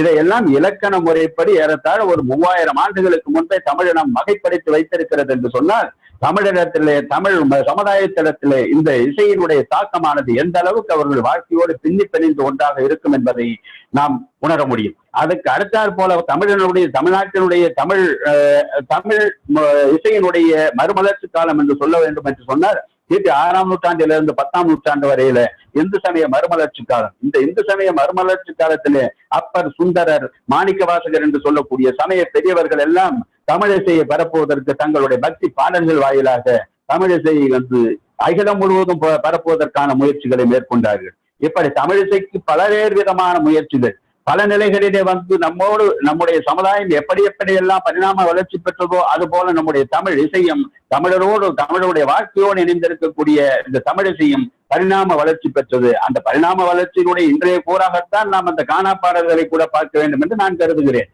அதை இசையோடு அது வேறு ஒன்று, அது ஒதுக்கப்பட வேண்டிய ஒன்று, இலக்கணத்திற்கு உட்படாதது என்று நாம் ஒதுக்கி விடுதல் கூடாது. மனிதனுடைய ஆர்வம், மனிதனுடைய தேடல், மனிதனுடைய அதாவது இந்த அவனுடைய எதிர்பார்ப்புகள் காலத்திற்கு காலம் மாறுகின்றன. அந்த எதிர்பார்ப்புகளை நிறைவு செய்யக்கூடிய வகையிலே தான் கலைகளும் தங்களுடைய வடிவத்தை மாற்றிக்கொண்டிருக்கின்றன என்பதுதான் உண்மை. இது அது உணவாக இருந்தாலும் சரி, உடையாக இருந்தாலும் சரி, அவனுடைய நடைமுறை பாவனைகளாக இருந்தாலும் சரி, அதே போல கலைகளாக இருந்தாலும் சரி, மனிதனுடைய எதிர்பார்ப்புகள் அவனுடைய பரிணாம வளர்ச்சிக்கு தக்கவாறு தங்களை பரிணமித்துக் கொள்கின்றன என்பதுதான் உண்மை. அது நம்முடைய தமிழ் இசையை பொறுத்தவரையில் பார்ப்போமே ஆனால், தொல்காப்பியத்திற்கு முன்பு அகத்தியத்திலே தமிழ் இலக்கணத்திற்கு, தமிழ் இசைக்கான இலக்கணங்கள் வகுக்கப்பட்டிருப்பதாக சொல்கிறார்கள். அந்த அகத்தியத்தினுடைய காலத்தை சொல்கின்ற போது அதாவது இன்றைக்கு 7000 ஆண்டுகளுக்கு முன்னர் தோன்றியது என்ற அகத்தியத்தினுடைய இலக்கிய வரலாற்றை பற்றி குறிப்பிடுகின்றவர்கள் ஒரு சாரார் குறிப்பிடுகின்றார். ஆக 7000 ஆண்டுகளுக்கு முன்பே தமிழ் இசைக்கு இலக்கணம் வகுக்கப்பட்டிருக்கிறது என்று சொன்னால், இசை எப்பொழுது தோன்றியிருத்தல் வேண்டும், அப்படியானால் மனித இனமானது எப்பொழுது தோன்றியிருத்தல் வேண்டும் என்பதை நாம் கற்பனை கண்கொண்டுதான் பார்த்தல் வேண்டும். அதுபோல முதுநாரை என்ற இலக்கண நூலும், முதுகுருகு என்ற இலக்கண நூலும், பெருநாரை என்ற இலக்கண நூலும், பெருங்குருகு என்ற இலக்கண நூலும் இருந்திருப்பதாக நமக்கு இலக்கிய வரலாறுகள் சொல்லிச் செல்கின்றன. ஆகவே இது மட்டுமல்ல, இன்னும் பண்டைக்கால சிற்பக்கலையிலே கூட இசை தூண்கள் என்ற கோயில்களிலே, திருக்கோயில்களிலே நம்முடைய தமிழர்கள் பழந்தமிழ் இசை எந்த வகையிலும் அது அழிந்து போய்விடக் கூடாது, அதை எப்படியாவது நிலைநிறுத்த வேண்டும் என்பதற்காக ஆவணப்படுத்தக்கூடிய ஒரு நிலையிலே தான் இந்த திருக்கோயில்கள் சிற்பங்களிலே கூட இசை தூண்களை வடிவமைத்து வைத்தார்கள். அது இன்றைக்கு சான்றாக திருநெல்வேலியில் இருக்கக்கூடிய நெல்லையப்பர் கோயிலிலும் சரி, சுசீந்திரம் தானமாலையின் கோயிலிலும் சரி, இந்த இசை தூண்கள் எல்லாம் இன்றைக்கு தட்டுகின்ற அந்த அதிர்வுக்கு தக்கவாறு இசை எழுப்பக்கூடியதை நாம் கண்கூடாக பார்த்து கொண்டிருக்கின்றோம். இப்படி பல நிலைகளிலும் வளர்ந்திருந்த வந்த இசை, இதை பற்றி நாம் இன்னும் கூட சில கருத்துக்களை எல்லாம் சொல்ல வேண்டும் என்று நினைத்தேன். ஆனால் நேரம் போதியதாக இல்லை என்ற காரணத்தினால். ஏனென்றால் இதற்கு அறிவியல் ரீதியாக கூட இந்த இசை பற்றி, இசை கேட்கக்கூடிய இசையால் மயங்காத இதயம் எது என்றெல்லாம் நாம் பாடல்களில் பாடுகிறோம், எல்லாம் செய்கிறோம். இன்றைக்கு பார்த்திருக்கிறார்கள், இந்த கர்ப்பிணி பெண்கள் கூட நல்ல இசையை கேட்டால் நல்ல குழந்தையை பெற்றெடுப்பார்கள் என்று குறிப்பிடுகிறார்கள்.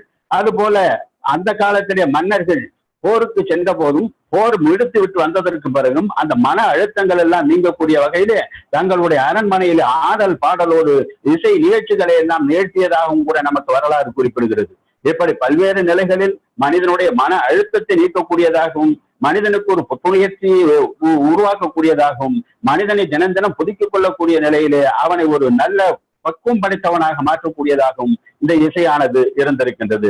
இந்த இசையால் எத்தகைய ஆற்றல் எல்லாம் இசைக்கு உண்டா என்று வினவுவார்களே. ஆனால் அண்மை காலத்திலே ஒரு 20-30 ஆண்டுகளுக்கு முன்பு சிதம்பரம் அண்ணாமலை பல்கலைக்கழகத்தில் இருக்கக்கூடிய இசைத்துறை தினந்தோறும் இசையை வாசித்து பயிர்களை வளர்த்ததாக, தாவரங்களை வளர்த்ததாக வரலாறு குறிப்பிடுகிறது. ஆய்வு முடிவுகளை அந்த பல்கலைக்கழகம் வைத்திருக்கிறது. எப்படி ஜெகதீச சந்திர போஸ் இந்த உயிரினங்களுக்கு, தாவரங்களுக்கு உயிர் உண்டு என்பதை கண்டுபிடித்தாரோ, அதுபோல இந்த இசையை கேட்கக்கூடிய ஆற்றலும் இந்த தாவரங்களுக்கு உண்டு என்பதையும் அந்த அண்ணாமலை பல்கலைக்கழகம் ஆய்வு ரீதியாக நிறுவி இருக்கிறது. இப்படி பல்வேறுபட்ட நிகழ்வுகள். இது தொடர்பான கருத்துக்களை இன்னும் நீங்கள் பார்க்க வேண்டும் என்று சொன்னால் புராணங்களிலும் சரி, இதிகாசங்களிலும் சரி, காப்பியங்களிலும் சரி இந்த கூற்றுக்கள் காணப்படுகின்றன. இந்த காப்பியங்களிலே கூட நாம் அந்த சீவக சிந்தாமணி, திருத்தக்க தேவர் இயற்றிய சீவக சிந்தாமணியிலே கூட சீவகன் யாழினை எடுத்து மீட்டிய போது ஏற்பட்ட இசையிலே அங்க இருக்கக்கூடிய பட்டு போன மரத்தால் செய்யப்பட்ட தூண்கள் எல்லாம் தளித்ததாகவும், வானத்தில் பறந்து சென்று கொண்டிருக்கக்கூடிய பறவைகள் எல்லாம் இசைப்பதை, பறவைகள் தங்களுடைய சிறகினை விரிப்பதை மறந்து இந்த இசையை கேட்டு அப்படியே மேலிருந்து கீழே விழுந்ததாகவும் கூட இலக்கிய குறிப்புகளை திருத்தக்க தேவர் சீவக சிந்தாமணியிலே குறிப்பிடுகிறார். இப்படி பல்வேறு விதமான குறிப்புகள் இசை பற்றி இலக்கியங்களிலே இருந்து வருகிறது என்று சொன்னால், இந்த இசை என்பது மனிதனுடைய வாழ்க்கையோடு பின்னி பிணைந்த ஒன்றாக இருந்திருக்கிறது என்பதை மறுப்பதற்கில்லை. அப்படிப்பட்ட இந்த இசையானது இடையிலே ஏற்பட்ட சில மாற்றங்களின் காரணமாகவும், சமுதாய சூழல் காரணமாகவும் தன்னுடைய நிலையிலிருந்து பின்னோக்கி நகர்ந்து வேறு வேறு திசையிலே அது பரிணமிக்க தொடங்கி இருக்கின்றன. அப்படி பரிணமிக்க தொடங்கி இருக்கக்கூடிய அந்த இசையினுடைய, மேலை நாட்டு இசையினுடைய தாக்கங்கள் மற்றும் பிற இசையினுடைய தாக்கங்கள் எல்லாம் இன்றைக்கு இணைந்து, ஆனால் இசை என்பது மனிதனுடைய வாழ்க்கையோடு ஏதோ ஒன்றாக இருந்து கொண்டிருக்கிறது, இணைந்து இருக்கிறது. அது பல்வேறு வடிவங்களை மாற்றிக் கொண்டிருக்கிறது. இன்றைக்கு சொல்லிக் கொண்டிருக்கின்றார்கள் அல்லவா, அந்த கொரோனா என்று சொல்லக்கூடிய இந்த தீநுண்மி கூட அடிக்கடி தன்னுடைய வடிவத்தை மாற்றிக் கொள்கிறது என்று சொல்லி, அது போல மனிதர்களுக்கு தக்கவாறு, நாடுகளுக்கு தக்கவாறு அந்த கொரோனா தீநுண்மியும் கூட தன்னுடைய வடிவத்தை மாற்றிக்கொள்வதாக, இயல்பினை மாற்றிக்கொள்வதாக குறிப்பிடுகிறார்களே. அதுபோல இந்த இசையும் மனிதனுடைய வாழ்க்கையோடு பின்னி பிணைந்து அவன் எப்படியெல்லாம் எதிர்நோக்குகிறானோ அப்படியெல்லாம் தன்னை மாற்றிக்கொள்ளக்கூடிய அளவிற்கு ஒரு நெகிழ்வு தன்மையை கொண்டிருப்பதாக நம்முடைய தமிழர் இசை இருக்கின்றது என்பதைத்தான் நான் கருதுகிறேன். ஆகவே இந்த இசை என்பது என்று மட்டுமல்ல, என்றும் வாழும். தமிழிசைக்கு என்றும் ஒரு தனித்தன்மை உண்டு.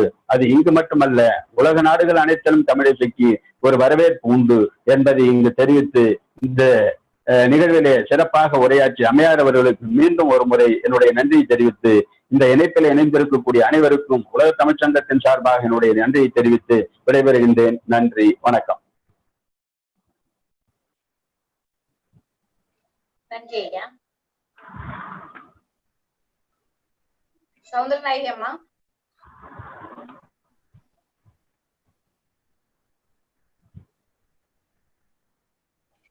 அட்மிட் பண்ணணும். நீங்க அட்மிட் பண்ணீங்கன்னா கால் விழும். வணக்கம். நான் ஒரு கருத்தை பதிவு வைக்கலான்னு விரும்புறேன்.